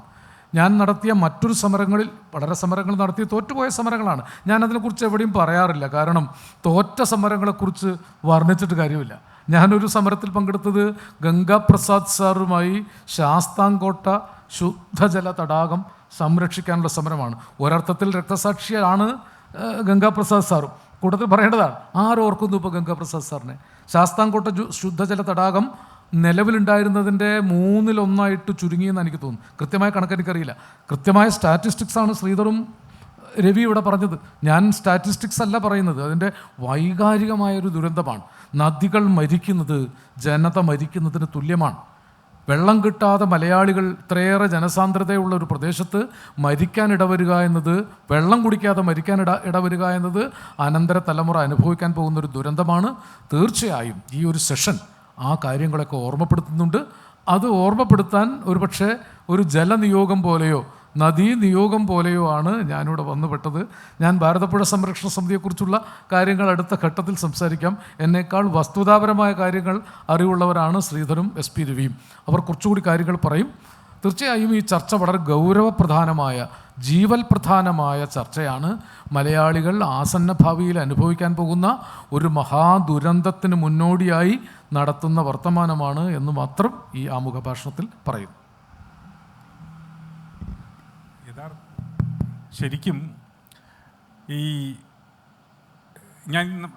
അടുത്ത കാലത്തെ ഞങ്ങളൊരു ചെറിയ പഠനം എന്ന് ഞാൻ ഉദ്ദേശിക്കുന്നത് ഒരു വലിയ ചർച്ച നടത്തുന്നുണ്ട്. അതായത് ഈ കാലാവസ്ഥ വ്യതിയാനവുമായി ബന്ധപ്പെട്ടിട്ടാണ്. പക്ഷെ കാലാവസ്ഥ വ്യതിയാനവുമായി ബന്ധപ്പെട്ടിട്ട് നമ്മൾ 14 ജില്ലകളിലെയും കൃഷി ഓഫീസർമാരുമായിട്ടാണ് ചർച്ച.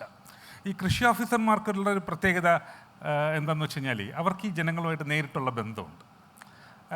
ഗവൺമെൻറ്റിൽ യഥാർത്ഥത്തിൽ ജനങ്ങളുമായി നേരിട്ട് ഈ ഒരു സർവീസ് പ്രൊവൈഡർ അല്ലാതെ അവർ ക്ലോസ് ആയിട്ട് വർക്ക് ചെയ്യേണ്ട ഒരു ഗ്രൂപ്പ് അവരാണ്. അപ്പോൾ അവർ ഈ 14 ജില്ലയിൽ നമ്മളിത് ഈ ചർച്ച നടത്തിയപ്പോൾ മനസ്സിലായ ഒരു വലിയ കാര്യം, കേരളത്തിൽ ഈ ഒരുമാതിരി എല്ലാ ജില്ലയിലും വെള്ളത്തിൻ്റെ ഒഴുക്ക് അത് ചെറുതും വലുതുമായിട്ട് എന്ന് പറഞ്ഞു കഴിഞ്ഞാൽ ചെറിയ തോടുകളും ചെറിയ സ്ട്രീംസ് അങ്ങനെയൊക്കെ ആയിരിക്കാം, അല്ലെങ്കിൽ പുഴകൾ തന്നെ ആ ലെവലിൽ, അല്ലെങ്കിൽ ഗ്രൗണ്ട് വാട്ടറിൻ്റെ ഒരു അടിയിലൂടെയുള്ള ഒരു ഒഴുക്കുണ്ടല്ലോ, അങ്ങനെ ഇത് പല തരത്തിൽ തടയപ്പെടുകയും അങ്ങനെ തടയപ്പെടുന്നത് കാരണം കൃഷി ചെയ്യാൻ പറ്റാത്ത വയലുകൾ ഉണ്ട്. ചിലയിടത്ത് കൃഷി ചെയ്യണമെന്ന് താല്പര്യമുണ്ട്, പക്ഷേ അവിടെ വെള്ളം കെട്ടിക്കിടക്കുകയാണ്. അപ്പോൾ ഇപ്പുറത്തോട്ട് നമ്മൾ നോക്കുമ്പോൾ, അതായത് പടിഞ്ഞാറോട്ട് നമ്മൾ നോക്കുമ്പോഴത്തേക്കും അവിടെ ഒരു കലുങ്ക് കെട്ടിയോ എന്തെങ്കിലും ഒന്ന് അശാസ്ത്രീയമായിട്ട് കെട്ടിയിട്ട് അടച്ചിട്ടുണ്ട്. 2018 ഫ്ലഡ്സ് വന്നപ്പോൾ ഏറ്റവും കൂടുതൽ ഫ്ലഡ് ഉണ്ടായ ചില പ്രദേശങ്ങൾ, പ്രത്യേകിച്ച് ചാലക്കുടി പുഴയുടെ തീരത്തൊക്കെ നമ്മൾ ചെന്ന് നോക്കുമ്പോൾ ചീപ്പുകളുണ്ട്, പക്ഷേ ചീപ്പ് സമയത്തിന് പൊക്കാൻ പറ്റുന്നില്ല, ദ്രവിച്ച് തുരുമ്പിച്ച് കിടന്നത് കണ്ട് അവിടെ വലിയൊരു ഫ്ലഡ് ഉണ്ടായ ചരിത്രമുണ്ട്. സർക്കാരിൻ്റെ ഈ ഒരു രേഖയുണ്ട്. ഈ അടുത്ത കാലത്ത് ഈ ഫ്ലഡ് കഴിഞ്ഞിട്ട്, നമ്മളുടെ പ്രളയം കഴിഞ്ഞ് നമ്മൾ ഒരു പഠനമൊക്കെ നടത്തിയതിൻ്റെ ഭാഗമായിട്ട് സർക്കാരിൻ്റെ ഒരു രേഖയുണ്ട്. അത് മുഖ്യമന്ത്രിക്കും ഗവൺമെൻറ്റിനൊക്കെ താല്പര്യത്തോടെ ചെയ്തൊരു പ്രവർത്തനമാണത്. നമ്മൾ നമുക്കായി പദ്ധതിയിൽ ഒരു വരി അതിൽ എഴുതിയിരിക്കുന്നത് എന്താണെന്ന് പറഞ്ഞാൽ, ഇനിയും അങ്ങോട്ടൊരു വികസനം കേരളത്തിൽ നടത്തുമ്പോൾ, അതായത് ഈ നോർത്ത് സൗത്തായിട്ട്, തെക്ക് വടക്കായിട്ട്, കേരളം അങ്ങനെയാണല്ലോ കിടക്കുന്നത്, ഈ തെക്ക് വടക്കായിട്ടാണല്ലോ. ഇപ്പോൾ തെക്ക് വടക്കായിട്ട് നമ്മൾ റോഡ് പണിയുമ്പോഴോ റെയിൽവേ പണിയുമ്പോഴോ എന്തെങ്കിലും അങ്ങനെ അടച്ച് പണിയുമ്പോൾ ശ്രദ്ധിക്കേണ്ട ഒരു കാര്യം, കിഴക്കുന്ന് പടിഞ്ഞാറേക്കുള്ള വെള്ളത്തിൻ്റെ ഒഴുക്ക്, അത് ഈ 41 പുഴകളുടെ ഒഴുക്ക് മാത്രമല്ല, നമ്മളുടെ കേരളത്തിലെ മുഴുവൻ സ്ഥലത്തും വെള്ളം ഒഴുകിക്കൊണ്ടിരിക്കുകയാണ്. ചെറിയ തോടുകളായിട്ട്, ഗ്രൗണ്ട് വാട്ടറായിട്ടൊക്കെ ഒഴുകിക്കൊണ്ടിരിക്കുകയാണ്. കായലുകളിലേക്ക്, പുഴകൾ വഴിയും സ്ട്രീംസ് വഴിയും കായകളിലേക്കും ചെറിയ കുളങ്ങളിലേക്കൊക്കെ ഒഴുകി ഒടുവിൽ കടലിലേക്ക് എത്തുന്നത്, ചിലതൊക്കെ കടലിൽ സീപ്പ് ചെയ്ത് മാത്രം ഇറങ്ങുന്ന രീതിയിലൊരു വലിയ വിധാനമാണ് കേരളം, വലിയൊരു സംവിധാനമാണ്. അത് തടയപ്പെടുന്നു എന്നുള്ളതാണ് സമ്പൂർണ്ണമായി ഇപ്പോൾ മനസ്സിലാക്കിയിട്ടുള്ളത്. അപ്പോൾ താങ്കളും കേരളയിൽ ഒരുപാട് ഈ വിഷയങ്ങളിൽ നമ്മൾ പഠിച്ചിട്ടുണ്ട് ഇതിനെക്കുറിച്ച്. അപ്പോൾ അതിനെ എതിർക്കാനായിട്ടുള്ള ഒരു കാരണം അതാണ്. ഈ 165-64 ഇടങ്ങളിൽ ഈ 500 കിലോമീറ്റർ സ്ട്രെച്ചിൽ ഒരു ഹൈഡ്രോളജിക്കൽ ഡിസാസ്റ്റർ ഉണ്ടാവും എന്നുള്ളതാണ് പറയുന്നത്. എൻ്റെ ചോദ്യം രവി, നമ്മൾ പൊല്യൂഷനെ കുറിച്ച് വിഷമിപ്പിക്കുന്നു, നമ്മൾ പൊല്യൂഷനെ കൈകാര്യം ചെയ്യേണ്ടത് നമ്മൾ ചിന്തിക്കേണ്ടതുണ്ട്. അതിനുള്ള പല വഴികൾ സ്റ്റേറ്റ് ചെയ്യുന്നു എന്ന് പറഞ്ഞു. കഴിഞ്ഞ കുറച്ച് മാസങ്ങൾക്ക് മുമ്പ് സംസ്ഥാന ഗവൺമെൻറ് ഒരു പ്രഖ്യാപനം നടത്തി. 75 ജലം മലിനമാണോ എന്ന് ടെസ്റ്റ് ചെയ്യാനുള്ള ലാബുകൾ സ്ഥാപിക്കും എന്ന് പറഞ്ഞു. പക്ഷെ ലാബുകൾ സ്ഥാപിച്ചാൽ ടെസ്റ്റ് ചെയ്ത് ഉണ്ടോ ഇല്ലയോ എന്ന് പറയാമെന്നുള്ളതല്ലാതെ അത് ഇല്ലാതാക്കുന്ന ഒരു പ്രക്രിയ എന്ന് പറയുന്നത് ജനകീയമായി നടത്തേണ്ട ഒരു കാര്യമാണ്. കാരണം നമ്മളെല്ലാവരും അതിനകത്ത് പങ്കെടുത്തുകൊണ്ടിരിക്കുകയാണ്. അപ്പോൾ ആ പ്രോസസ്സൊന്നും നമ്മൾ കണ്ടില്ല. പക്ഷെ ലാബ് ഉണ്ടായാൽ നമ്മൾ അറിയും ഇതുണ്ടോ ഇല്ലയോ എന്ന്. അപ്പോൾ വേണമെങ്കിൽ കുടിക്കാം, വേണ്ടെങ്കിൽ കുടിക്കണ്ട. അതെങ്ങനെയാണ് നമുക്ക് തീരുമാനിക്കാൻ കഴിയുക? അതുകൊണ്ടായില്ല എന്നുള്ളതാണ്. അപ്പോൾ സൊല്യൂഷൻസ് എല്ലാം ആ രീതിയിലേ വരുന്നുള്ളൂ. പക്ഷേ യഥാർത്ഥത്തിലുള്ള പ്രശ്നം സോൾവ് ചെയ്യണമെങ്കിൽ വെള്ളത്തിൻ്റെ ഒഴുക്ക് സുഗമമായിട്ടുണ്ടാവണം. 2, ഞാൻ നേരത്തെ പറഞ്ഞതുപോലെ ഏറ്റവും മുകളിൽ നമ്മളിപ്പോൾ വൃഷ്ടിപ്രദേശങ്ങളിലൊക്കെ പറഞ്ഞാൽ നമ്മളുടെ ഈ പുഴകൾ ഒറിജിനേറ്റ് ചെയ്യുന്ന സ്ഥലത്ത്, മഴ പെയ്യുമ്പോൾ ആദ്യം ക്യാപ്ചർ ചെയ്യപ്പെടുന്ന സ്ഥലം എന്ന് പറയുന്നത്, അവിടം തൊട്ട് നമ്മൾ മലിനമാക്കിക്കൊണ്ടിരിക്കുകയാണ്. കാരണം നമ്മളുടെ പ്ലാന്റേഷൻസ് എല്ലാം അവിടെയാണ് ഏറ്റവും കൂടുതൽ. തേക്കായാലും നമ്മളുടെ കാപ്പിത്തോട്ടങ്ങൾ, നമ്മുടെ തേയിലത്തോട്ടങ്ങളായാലും അവിടുന്ന് കീടനാശിനി അടിച്ച് നമ്മൾ തുടങ്ങുകയാണ്. പിന്നെ ഈ പറഞ്ഞ പ്രദേശങ്ങളിലെല്ലാമാണ് ഇപ്പോൾ ടൂറിസം.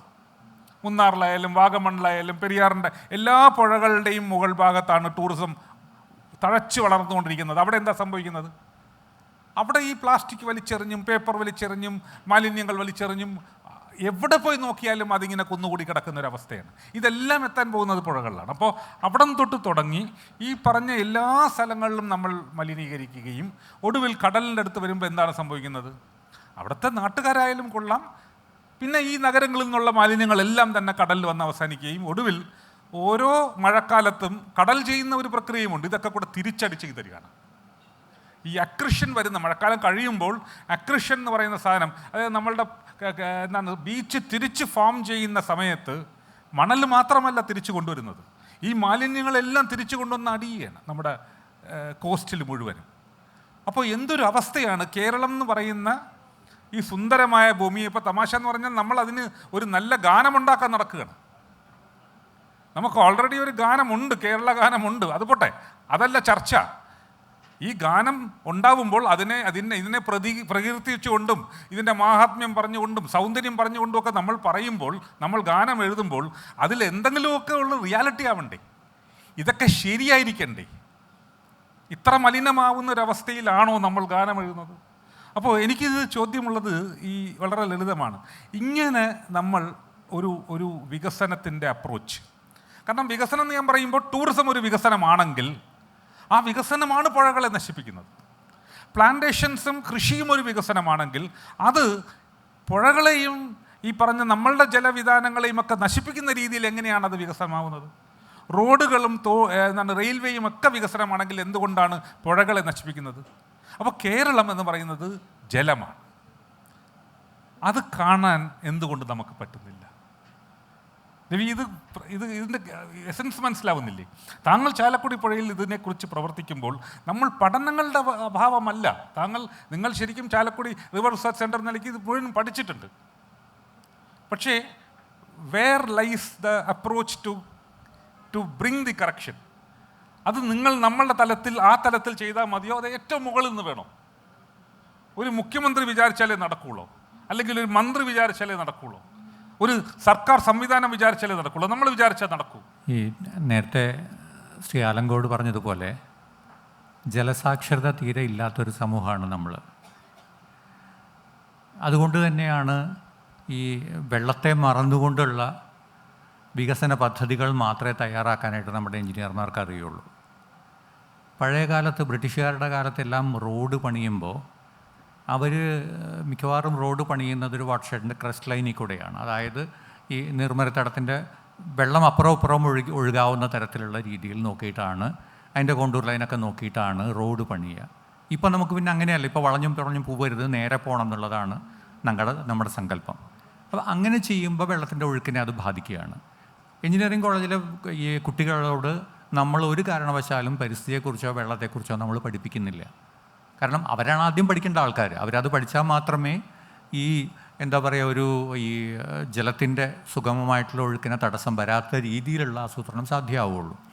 പക്ഷേ അതങ്ങനെയല്ല നമ്മൾ അവരെ പഠിപ്പിക്കുന്നത്, അഥവാ ആ ഒരു ഘടകത്തെക്കുറിച്ച് നമ്മൾ പഠിപ്പിക്കുന്നില്ല. അപ്പോൾ ഒറ്റ ഉദാഹരണം പറഞ്ഞു കഴിഞ്ഞാൽ, ഈ പുഴകളിൽ അണക്കെട്ടുകൾ പണിയാനായിട്ട് പദ്ധതികൾ ഉണ്ടാക്കുന്നുണ്ട്.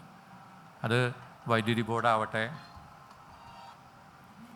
അതല്ലെങ്കിൽ ജലസേന വകുപ്പാകട്ടെ, ജലസേന വകുപ്പ് ഇപ്പോൾ കാര്യമായിട്ട് ഉണ്ടാക്കാറില്ല. അപ്പോൾ ഇവരെല്ലാം ഇത് ചെയ്യുമ്പോൾ ഒരു അണക്കെട്ട്, അതിൻ്റെ ഒരു പരിസരം, അത് മാത്രമാണ് കാണുന്നത്. അവരൊരു പുഴയാണ് കൈകാര്യം ചെയ്യുന്നത് എന്നുള്ളതിനെക്കുറിച്ച് യാതൊരു ബോധ്യവും ഇല്ലാതെയാണ് അവരത്തരം കാര്യങ്ങൾ ചെയ്യുന്നത്. അപ്പോൾ ഇങ്ങനെ ആസൂത്രണത്തിൽ ഏർപ്പെടുന്ന ഓരോ തലത്തിലുള്ള ആളുകളെ സംബന്ധിച്ചും അവർക്ക് വെള്ളത്തെക്കുറിച്ച് തികഞ്ഞ അജ്ഞതയോ അവഗണനയോ ആണ് എന്നുള്ളതാണ് ഏറ്റവും വലിയ ദുരന്തം.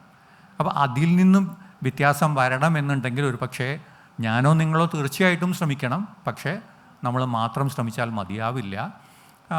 ഭരണതലത്തിൽ തന്നെ ആ ഒരു തിരിച്ചറിവും ആ ഒരു അത് ഉൾക്കൊള്ളുന്ന ഒരു മനസ്ഥിതിയും ഉണ്ടാവണം എന്നുള്ളതാണ് ഒരു പ്രധാനപ്പെട്ട ഘടകം. മറ്റൊന്ന്, ഈ ഇപ്പോൾ പുഴകളുമായി ബന്ധപ്പെട്ട് അത് മലിനീകരണമായാലും മറ്റു തരത്തിലായാലും നിയമങ്ങളുടെ അഭാവമല്ല പലപ്പോഴും ഈ പ്രവർത്തനങ്ങളിലേക്ക് വഴിവെക്കുന്നത്. നമുക്കറിയാം, നമ്മുടെ ഭരണഘടനയെ തന്നെ ആർട്ടിക്കിൾ 48 അതുപോലെ തന്നെ ആർട്ടിക്കിൾ 51AGയും എല്ലാം പരിസ്ഥിതി സംരക്ഷണം, അതിൽ ജലാശയങ്ങൾ ഉൾപ്പെടെ, ജലാശയങ്ങൾ, കാടുകൾ, വന്യജീവികൾ, ഇതിൻ്റെ എല്ലാം സംരക്ഷണം യഥാക്രമം ഭരണകൂടത്തിൻ്റെയും പൗരൻ്റെയും കടമയായിട്ട് പറയുന്നുണ്ട്. ആർട്ടിക്കിൾ 21 എന്ന് പറയുന്ന റൈറ്റ് ടു ലൈഫ് എന്ന് പറയുന്നതിനകത്ത് ശുദ്ധജലത്തിനുള്ള അവകാശം ഉൾപ്പെടുന്നുണ്ട് എന്ന് സുപ്രീം കോടതി തന്നെ ഈ ഒരു ഉത്തരവിൽ പറഞ്ഞിട്ടുണ്ട്. അതുപോലെ തന്നെ ഇപ്പോൾ ഇന്ത്യയിലെ പരിസ്ഥിതി നിയമങ്ങൾ, പ്രധാന പരിസ്ഥിതി നിയമങ്ങൾ പലതും വരുന്നത് 1972 സ്റ്റോക്ക്ഹോം കൺവെൻഷന് ശേഷമാണ്. പരിസ്ഥിതിക്ക് വേണ്ടി ലോകരാഷ്ട്രങ്ങൾ ആദ്യമായി ഒത്തുചേർന്ന ആ സ്റ്റോക്ക്ഹോം കൺവെൻഷനിൽ ഏറ്റവും പ്രധാനപ്പെട്ട വിഷയമായിട്ട് പരിഗണിച്ചത് മലിനീകരണമാണ്. അന്ന് ആ സമ്മേളനത്തിൽ പങ്കെടുത്ത അന്നത്തെ നമ്മുടെ പ്രധാനമന്ത്രി ഇന്ദിരാഗാന്ധി തിരിച്ച് വന്നതിന് ശേഷമാണ് വാട്ടർ ആക്ട് ഉൾപ്പെടെയുള്ള 74 വാട്ടർ ആക്ട് വരുന്നത്, ഉൾപ്പെടെയുള്ള പരിസ്ഥിതി നിയമങ്ങൾ കൊണ്ടുവന്നത്. വാട്ടർ ആക്ടിൻ്റെ ഭാഗമായിട്ടാണ് ഈ സെൻട്രൽ പൊല്യൂഷൻ കൺട്രോൾ ബോർഡും അതുപോലെ തന്നെ സ്റ്റേറ്റ് പൊല്യൂഷൻ കൺട്രോൾ ബോർഡുകളും എല്ലാം നിലവിൽ വരുന്നത്. നിർഭാഗ്യവശാൽ ആ സ്റ്റേറ്റ് പൊല്യൂഷൻ കൺട്രോൾ ബോർഡിനൊക്കെ വളരെ വലിയ ഉത്തരവാദിത്വമാണ് ഉള്ളത്. ഓരോ പ്രത്യേകിച്ച് വ്യവസായ മലിനീകരണവുമായി ബന്ധപ്പെട്ടൊക്കെ വരുമ്പോൾ അവർ കൃത്യമായിട്ട് മോണിറ്റർ ചെയ്യുകയും അതിനനുസരിച്ച് നടപടിയെടുക്കുകയും ചെയ്യേണ്ട ഉത്തരവാദിത്വമുള്ള, അതിന് അധികാരമുള്ള ഈ സംവിധാനമാണ്. പക്ഷേ അധികാരം ഉണ്ടെന്ന് പറഞ്ഞിട്ട് കാര്യമില്ല, അത് കടലാസിലേ ഉള്ളൂ. അതിനകത്തുള്ള ഉദ്യോഗസ്ഥന്മാർക്ക് എത്രമാത്രം ആ അധികാരം വിട്ടുകിട്ടുന്നുണ്ട് എന്നുള്ളത് ഒരു വലിയ ചോദ്യചിഹ്നമാണ്. പലപ്പോഴും അവരുടെ കൈകൾ ബന്ധിതമാണ്. അതല്ലെങ്കിൽ ഈ എന്താ പറയുക, അവരുടെ കൈകൾ എന്താ പറയുക, ഇംഗ്ലീഷിൽ ഗ്രീസ് ചെയ്യുക എന്ന് പറയും, വേണ്ട രീതിയിൽ കാണപ്പെട്ട തരത്തിലുള്ള അവസ്ഥയിലാണ്.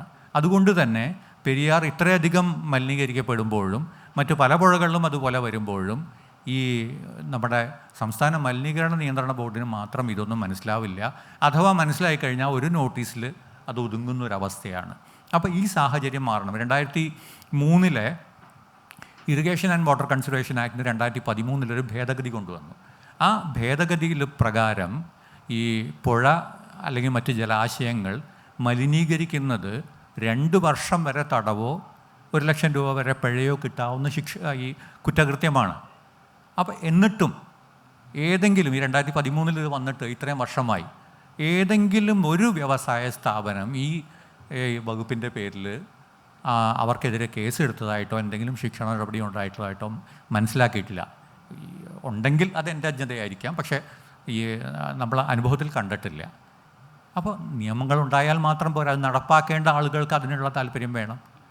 ഓരോ ഘട്ടത്തിലും ഇതാണ് ഭരണകൂടത്തെ സംബന്ധിച്ച് കൃത്യമായിട്ടുള്ള ഉത്തരവാദിത്വങ്ങൾ. അത് ഏത് ഈ പാർട്ടിയാണ് ഭരിക്കുന്നതെന്നുള്ളതല്ല, ഭരണകൂടം പൊതുവിൽ അതിൻ്റെ ഉത്തരവാദിത്വം എന്ന് പറയുന്നത് മനുഷ്യന് എന്താ പറയുക, ശുദ്ധവായുവും ശുദ്ധജലവും ശുദ്ധമായിട്ടുള്ള ഭക്ഷണവും ഉറപ്പുവരുത്തുക എന്നുള്ളതാണ് ഏറ്റവും അടിസ്ഥാനമായിട്ട്. നമ്മളൊക്കെ പക്ഷേ ഈ എന്താ പറയുക, കുട്ടിക്കാലത്ത് പഠിച്ചിരുന്നത് നമ്മുടെ അടിസ്ഥാന ആവശ്യങ്ങൾ എന്ന് പറയുന്നത് ഭക്ഷണം, വസ്ത്രം, പാർപ്പിടം എന്നുള്ളതാണ്. റോട്ടി കപ്പട ഓർമ്മക്കാൻ എന്നുള്ളതാണ്.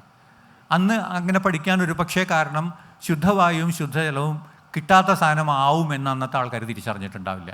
ഇപ്പോൾ പക്ഷെ അങ്ങനെയല്ല. ഇപ്പം നമ്മൾ കുട്ടികളെ കൃത്യമായിട്ട് ഇത് രണ്ടിൽ നിന്ന് തുടങ്ങേണ്ടതുണ്ട്. നമ്മുടെ അടിസ്ഥാന ആവശ്യമായിട്ട് ശുദ്ധവായു, ശുദ്ധജലം, പിന്നെ മറ്റു കാര്യങ്ങൾ. ഭക്ഷണം എന്ന് പറഞ്ഞാൽ പോരാ, അത് സുരക്ഷിതമായിട്ടുള്ള ശുദ്ധമായിട്ടുള്ള ഭക്ഷണം എന്നും കൂടി പറയണം. അത്തരത്തിൽ പഠിപ്പിക്കേണ്ട കാലഘട്ടമായി കഴിഞ്ഞു. വികസനം എന്ന് പറയുന്നത്, വികസനം എന്നുള്ള വാക്കിനോട് പൊതുവെ വിയോജിപ്പുള്ള ഒരാളാണ് ഞാൻ. പുരോഗതി എന്നോ മറ്റോ ഉള്ളതാണ് കുറേ കൂടെ എന്താ പറയുക, ഒരു മനുഷ്യത്വപരം അല്ലെങ്കിൽ ഈ മനുഷ്യനും പ്രകൃതിയുമായിട്ട് ചേർന്ന് നിൽക്കുന്നതെന്നാണ് ഞാൻ വിശ്വസിക്കുന്നത്. എന്തായാലും അതിൻ്റെ ഒരു എന്താ പറയുക, ഒരു പരിപ്രേക്ഷ്യം തന്നെ മാറ്റേണ്ട കാലം കഴിഞ്ഞു. ഇനിയുള്ള കാലത്ത്, പ്രത്യേകിച്ച് കാലാവസ്ഥാ പ്രതിസന്ധി അതിരൂക്ഷമായിക്കൊണ്ടിരിക്കുന്ന കാലത്ത്, അടുത്ത നൂറ്റാണ്ടിൽ മനുഷ്യനിവിടെ ഉണ്ടാവണം എന്ന് നമുക്ക് ആഗ്രഹമുണ്ടെങ്കിൽ വികസനം എന്ന് പറയുന്നത് വികസനം സമം പരിസ്ഥിതി പുനഃസ്ഥാപനം എന്ന് നമ്മൾ തിരിച്ചറിയണം. അതും കൃത്യമായിട്ട് തൊഴിലും മറ്റു സംവിധാനങ്ങളും തരുന്നത് തന്നെയാണ്. ഇക്കോ റെസ്റ്റോറേഷൻ എന്ന് പറഞ്ഞു കഴിഞ്ഞാൽ അത് വലിയ പ്രോജക്റ്റാണ്. ശ്രീധർ നേരത്തെ സൂചിപ്പിച്ചതുപോലെ ഈ എന്താ പറയുക, ഈ ആളുകൾക്ക് വെള്ളം, ശുദ്ധജലം കൊടുക്കുക എന്ന് പറയുന്നത് വലിയ പ്രോജക്റ്റ് തന്നെയാണ്. അത് ഒരു എന്താ പറയുക, നമ്മൾ കേരളയിലോ അല്ലെങ്കിൽ ഇതോ പറയുന്ന മാതിരി ഒറ്റ ഒരു സാധനമായിട്ടായിരിക്കില്ല, വികേന്ദ്രീകൃതമായിട്ടായിരിക്കും ചെയ്യുന്നുണ്ടാവുക. പക്ഷേ അതായത് ഒരു സ്വപ്ന പദ്ധതി, അതായത് കേരളത്തിലെ ജനതയ്ക്കെങ്കിലും, നമ്മൾ കേരളത്തെക്കുറിച്ച് സംസാരിക്കുന്നത് കൊണ്ട് തന്നെ ശുദ്ധജലം ഒരു അവകാശം എനിക്ക് ആവണം എന്നുണ്ടെങ്കിൽ അത് നടപ്പാക്കാൻ ഒരു സ്വപ്ന പദ്ധതി വേണമെന്ന് വേണമെങ്കിൽ പറയാം. തീർച്ചയായിട്ടും നമുക്ക് ശുദ്ധജലവും ശുദ്ധവായുവും നമുക്ക് ഇനിയും ജീവിക്കാവുന്ന ദൈവത്തിൻ്റെ സ്വന്തം നാട് എന്നുള്ളത് ഈ പരസ്യത്തിൻ്റെ വേണ്ടി തയ്യാറാക്കിയ വാചകമാണെങ്കിലും അത് വാസ്തവത്തിൽ സത്യമായിരുന്നു പാസ്റ്റ് ടെൻസിൽ. ഇനിയും അത് അങ്ങനെ ആവണമെന്നുണ്ടെങ്കിൽ ഈ പറയുന്ന ഈ സ്വപ്ന പദ്ധതി എന്ന് പറയുന്നത് ഇത് തന്നെ ആവണം. കേരളത്തിൻ്റെ എന്താ പറയുക, ഒരു പ്രകൃതിയെ, അത് പശ്ചിമഘട്ടമായാലും അത് നമ്മുടെ പുഴകളായാലും മറ്റ് ജലാശയങ്ങളായാലും നമ്മുടെ കായൽ തീരങ്ങളായാലും അതിനെ വീണ്ടെടുക്കുന്നതാവണം. അത്തരം ഈ സ്വപ്നങ്ങൾ കാണാനുള്ള ആളുകൾ കൂടുതൽ വരികയും അത്തരം സ്വപ്ന പദ്ധതികൾ ഉണ്ടാവുകയും ചെയ്താൽ തീർച്ചയായിട്ടും പ്രതീക്ഷിക്കാൻ കഴിയും. ഞാൻ ഇത് വിടുന്നില്ല താങ്കളോട്. കാരണം താങ്കൾ ഒരു കവിയായിരിക്കുമ്പോഴും താങ്കൾ ഒരു രാഷ്ട്രീയ ഒരു ചായവും കൂടെ ഉള്ള ഒരാളാണ്. താങ്കൾ ഇടതുപക്ഷ രാഷ്ട്രീയത്തിൽ വിശ്വസിക്കുന്ന ഒരു വ്യക്തിയാണ്. എനിക്ക് 2 ചോദ്യങ്ങളാണ് അതിനകത്തുള്ളത്. ഒന്ന്, ഇടതുപക്ഷം എന്ന് പറഞ്ഞാൽ പരിസ്ഥിതി പക്ഷമല്ലേ? ഞാനത് ചോദിക്കാൻ കാരണം, നമ്മൾ ഇപ്പോൾ ഏലൂർ ഇടയാറിൽ നോക്കുമ്പോൾ അവിടെ പരിസ്ഥിതി പ്രവർത്തകർക്കെതിരെ ഏറ്റവും ശക്തമായ നിലപാടെടുക്കുന്നത് ഇടതുപക്ഷമാണ്. നമ്മൾ കേരളയിലെ കാര്യം നോക്കുമ്പോൾ അത് ശക്തമായാണ് നമ്മൾ എതിർക്കപ്പെടുന്നത്. അപ്പോൾ എൻ്റെ ഒരു സംശയം, പരിസ്ഥിതി പക്ഷമല്ലേ ഇടതുപക്ഷം? അതൊരു ചോദ്യം. രണ്ടാമത്തെ ചോദ്യം, നമ്മളെ ഭരിക്കുന്നവർ രാഷ്ട്രീയക്കാരാണല്ലോ അൾട്ടിമേറ്റ്ലി. കാരണം ഉദ്യോഗസ്ഥ വൃന്ദമുണ്ട്, പക്ഷേ ഉദ്യോഗസ്ഥരെന്ന് പറയുന്നത് എന്നും ഉദ്യോഗസ്ഥരെ നിലയ്ക്ക് നിർത്താൻ പറ്റുന്നത്, അല്ലെങ്കിൽ അവരിങ്ങനെ പ്രവർത്തിക്കണമെന്ന് നമ്മൾ ഒരു പാരഡൈം അല്ലെങ്കിൽ ഒരു പരിപ്രേക്ഷ്യം നമ്മൾ കൊടുക്കുന്നത് രാഷ്ട്രീയത്തിൽ നിന്ന് തന്നെയാണ്. അപ്പോൾ ഏറ്റവും മുകളിലുള്ള ആൾക്കാർ, നമുക്ക് മന്ത്രിമാരായാലും രാഷ്ട്രീയ നേതൃത്വത്തിലുള്ളവരായാലും, അവർ ജലസാക്ഷരരല്ലെങ്കിൽ നമ്മുടെ പുഴകൾ മരിക്കില്ലേ? ഇത് തന്നെയാണ് ഒരു വലിയ പ്രശ്നം. ഇപ്പോൾ ഈ പരിസ്ഥിതി പ്രവർത്തകർ പറയുന്ന ഭാഷ ഭരണവർഗത്തിന് മനസ്സിലാവുന്നില്ല. ഇടതുപക്ഷമായാലും ഭരണപക്ഷമാകുമ്പോൾ മനസ്സിലാക്കേണ്ട ചില കാര്യങ്ങളുണ്ട്. ഞാൻ യുവകലാ സാഹിതിയുടെ സംസ്ഥാന പ്രസിഡൻ്റാണ്. ഞങ്ങൾ കഴിഞ്ഞ ഇടതുപക്ഷ സർക്കാരിൻ്റെ കാലത്ത് നടത്തിയ ഈ സർക്കാരിൻ്റെ കാലത്ത് നടത്തിയ ഒരു സമരം കേരയിൽ നടപ്പാക്കുന്നതിന് എതിരായിട്ടായിരുന്നു. നമ്മൾ കൃത്യമായി അതിന് ലഘുലേഖ തയ്യാറാക്കി പഠനം നടത്തി. ഇപ്പോൾ നിർദ്ദിഷ്ട രീതിയിൽ കേരയിൽ വന്നാൽ ഒരു വലിയ ജലദുരന്തവും സംഭവിക്കും. 2018 പ്രളയത്തിന് ശേഷം ഈ രീതിയിൽ ഒരു അതിവേഗ റെയിൽപാത സങ്കല്പിച്ചുകൂടാ എന്ന് അതിശക്തമായി പറയുകയും ഗവൺമെൻറ്റിൻ്റെ ശ്രദ്ധയിൽ കൊണ്ടുവരികയും പല സമരങ്ങളും നടക്കുകയും തൽക്കാലം അത് നിർത്തിവെക്കപ്പെടുകയും ചെയ്തിട്ടുണ്ട്. സത്യത്തിൽ എനിക്ക് തോന്നുന്നത്, ഞാൻ നേരത്തെ പറഞ്ഞ ആളുകളൊക്കെ ഇടതുപക്ഷക്കാരാകട്ടോ, ഈ KV Surendranath, Indianoor Gopi, EP Gopalan, PT Bhaskara പണിക്കരൊക്കെ ആദ്യത്തെ പരിസ്ഥിതി സമരം നടത്തിയവരൊക്കെ നല്ല ഇടതുപക്ഷക്കാരാണ്. കേരളത്തിലല്ല, ലോകത്ത് തന്നെ ആദ്യമായിട്ട് ഡയലക്റ്റിക്സ് ഓഫ് നേച്ചർ എന്ന അതിപ്രശസ്തമായ ഒരു ദർശനം എഴുതിയ ആളുടെ പേര് എംഗൽസ് എന്നാണ്. എംഗൽസിൻ്റെ ഡയലക്റ്റിക്സ് ഓഫ് നേച്ചർ എത്ര ഇടതുപക്ഷക്കാർ വായിച്ചിട്ടെന്ന് എനിക്ക് അറിഞ്ഞുകൂടാ. മാർക്സ് തന്നെ പറയുന്നൊരു കാര്യം, പ്രകൃതിയിലെ വിഭവങ്ങൾ പെട്ടെന്ന് നശിപ്പിച്ചും ലാഭമുണ്ടാക്കുക എന്നത് ഒരു മുതലാളിത്ത കാഴ്ചപ്പാടാണ്. തൊഴിലാളി വർഗ കാഴ്ചപ്പാട് ഈ വിഭവങ്ങൾ നശിക്കാതെ ദീർഘകാലമായ ആവശ്യങ്ങൾക്ക് നിലനിർത്തുക എന്നുള്ളതാണ്. അതുകൊണ്ട് വികസിത മുതലാളിത്തം, കോർപ്പറേറ്റ് മൂലധന ശക്തികൾ അപ്പോഴത്തെ ലാഭത്തിന് പ്രകൃതിക്ക് മേൽ നടത്തുന്ന എല്ലാ കയ്യേറ്റങ്ങളെയും അടിസ്ഥാനപരമായി ചെറുക്കേണ്ടത് തൊഴിലാളി വർഗമാണ്. മാർക്സിൻ്റെ കാഴ്ചപ്പാടിലും എംഗൽസിൻ്റെ കാഴ്ചപ്പാടിലും. എന്തുകൊണ്ടോ നിർഭാഗ്യവശാൽ അധികാരം ഗവൺമെൻറ് ഇടതുപക്ഷം ഏറ്റെടുത്ത സ്ഥലങ്ങളിലൊന്നും ഈ രീതിയിലുള്ള വലിയ സംവാദങ്ങളോ ചർച്ചകളോ ഉണ്ടായിട്ടില്ല. മാത്രമല്ല, താരതമ്യേന ദുർബലമാണ് പരിസ്ഥിതി പ്രവർത്തകരുടെ ശബ്ദം. അവർ അവമതിക്കപ്പെടുകയും മാനഭംഗപ്പെടുത്തപ്പെടുകയും, ഞാൻ നേരത്തെ പറഞ്ഞില്ലേ, ഞാൻ ഏറ്റവും കൂടുതൽ മാനഭംഗപ്പെടുത്തപ്പെട്ടത് കവിത എഴുതിയിട്ടല്ല, പരിസ്ഥിതി പ്രവർത്തനം നടത്തിയതിൻ്റെ പേരിലാണ്. ഇപ്പോഴും അതിൻ്റെ ശകാരം കേട്ടുകൊണ്ടിരിക്കുന്നുണ്ട്. പക്ഷേ എങ്കിലും നേരത്തെ പറഞ്ഞതുപോലെ ഇപ്പോൾ ഈ കേരള ഗാനമൊക്കെ പറഞ്ഞപ്പോൾ ഒരു തമാശ ഓർമ്മ വന്നു. എൻ്റെ സുഹൃത്തായിരുന്നു ഗിരീഷ് പുത്തഞ്ചേരി. ഇപ്പോൾ ഗിരീഷ് പുത്തഞ്ചേരിക്ക് P ഭാസ്കറിൻ്റെയും വയലാറിൻ്റെയൊക്കെ പാട്ടുകൾ കേട്ട് വലിയ ആഗ്രഹം. ഭാസ്കറിന് എഴുതിയിട്ടുണ്ട്, കന്നിരാവിൻ കളഭക്കിണ്ണം പൊന്നാനി പുഴയിൽ വീണപ്പോൾ. ഇപ്പോൾ പൊന്നാനി പുഴയിൽ കോഴി വേസ്റ്റാണ് വീഴുന്നത്. പക്ഷേ എങ്കിലും പണ്ട് കളഭക്കിണ്ണം വീണിരുന്നു. ഭാരതപ്പുഴയിലെ ഓളങ്ങളെ എന്ന് പറഞ്ഞിട്ട് വയലാറിൻ്റെ ഒരു പാട്ടുണ്ട്. അതുപോലൊരു പാട്ട് എഴുതാൻ വേണ്ടി അദ്ദേഹം തൃത്താല TPയിൽ ഒരു മാസം റൂമെടുത്ത് താമസിച്ച് പുഴയിലേക്ക് തുറക്കുന്ന ജനലുകളൊക്കെ തുറന്നിട്ട് ഇങ്ങനെ പുഴയിലേക്ക് തന്നെ നോക്കിക്കൊണ്ടിരുന്നു. ഒരു പ്രചോദനം എപ്പോഴെങ്കിലും പുഴയിൽ നിന്ന് കിട്ടണം. അങ്ങനെ ഒരു മാസം ഇരുന്നിട്ട് അദ്ദേഹം 2 വരി കവിത എഴുതി, പാട്ടെഴുതി. ഭാരതപ്പുഴയിലെ ലോറികളെ എന്നാണ് ആ വരി. ഭാരതപ്പുഴയിൽ നോക്കിയിട്ട് ഓളങ്ങളെ കാണാനില്ല, എപ്പോൾ നോക്കിയാലും ഭാരതപ്പുഴയിൽ ലോറികളാണ്. ഈ പുഴയിലെ മണലൊക്കെ കോരിക്കൊണ്ടുപോയി വിൽക്കുന്നവർക്ക് ഈ പറയുന്ന കാര്യങ്ങൾ അറിയില്ല. പുഴമണലോളം ഒരു സ്പോഞ്ച് ലോകത്ത് കണ്ടുപിടിക്കപ്പെട്ടിട്ടില്ല. ഭാരതപ്പുഴ സംരക്ഷണ സമിതിയുടെ കാലത്ത് മാണിക്യൻ നായർ, അനങ്ങനടിയിലെ കർഷകനായ മാണിക്യൻ നായർ ഒരു പ്രസംഗം നടത്തി. അദ്ദേഹം പറഞ്ഞു, ഈ പുഴയിലെ മണലൊക്കെ കോരിക്കൊണ്ടുപോയാൽ പുഴയ്ക്കടിയിലെ പുഴകളൊക്കെ മരിക്കും, അതാ പ്രശ്നം. എനിക്കും ഒന്നും മനസ്സിലായില്ല. പുഴയിലെ മണലൊക്കെ കോരിക്കൊണ്ടുപോയാൽ പുഴയ്ക്കടിയിലെ പുഴകളൊക്കെ മരിക്കും എന്നാണ്. ഇപ്പോൾ 10 അടി 20 അടി മണൽ വിരിപ്പുള്ള ഭാരതപ്പുഴയിൽ ഈ പുറത്ത് കാണുന്ന ഒഴുക്കിനേക്കാൾ ശക്തിയായി മണൽ വിരിപ്പിൻ്റെ അടിയിൽ ഫിൽട്ടർ ചെയ്യപ്പെട്ട ജലം, ഈ മണൽ പോലെ ഇത്രയും നല്ലൊരു ഫിൽട്ടർ സംവിധാനമില്ല, ഇത്രയും വലിയൊരു സംഭരണിയില്ല. അപ്പോൾ ഈ 10 അടി 20 അടി മണൽ തിട്ടാണ് ഒന്നാകെ കോരിക്കൊണ്ടുപോയത്. അങ്ങനെ കോരിക്കൊണ്ടുപോയിട്ട് മൃദുമണ്ണ് വെളിവായ സ്ഥലങ്ങളിലാണ് യാദവവംശം മുടിയാൻ പൊന്തിയ എരകൽ പുൽക്കാടുകൾ പോലെ കാട് പൊന്തിയിരിക്കുന്നത്. ഇതൊക്കെ പറഞ്ഞാൽ ഇതൊക്കെ കവികളുടെ ഒരു സ്വപ്ന സന്നിഭ വചനങ്ങളാണെന്ന് മാത്രമേ പറയൂ. ഞങ്ങൾക്ക് പുഴ കേവലമായ സ്വപ്നമല്ല.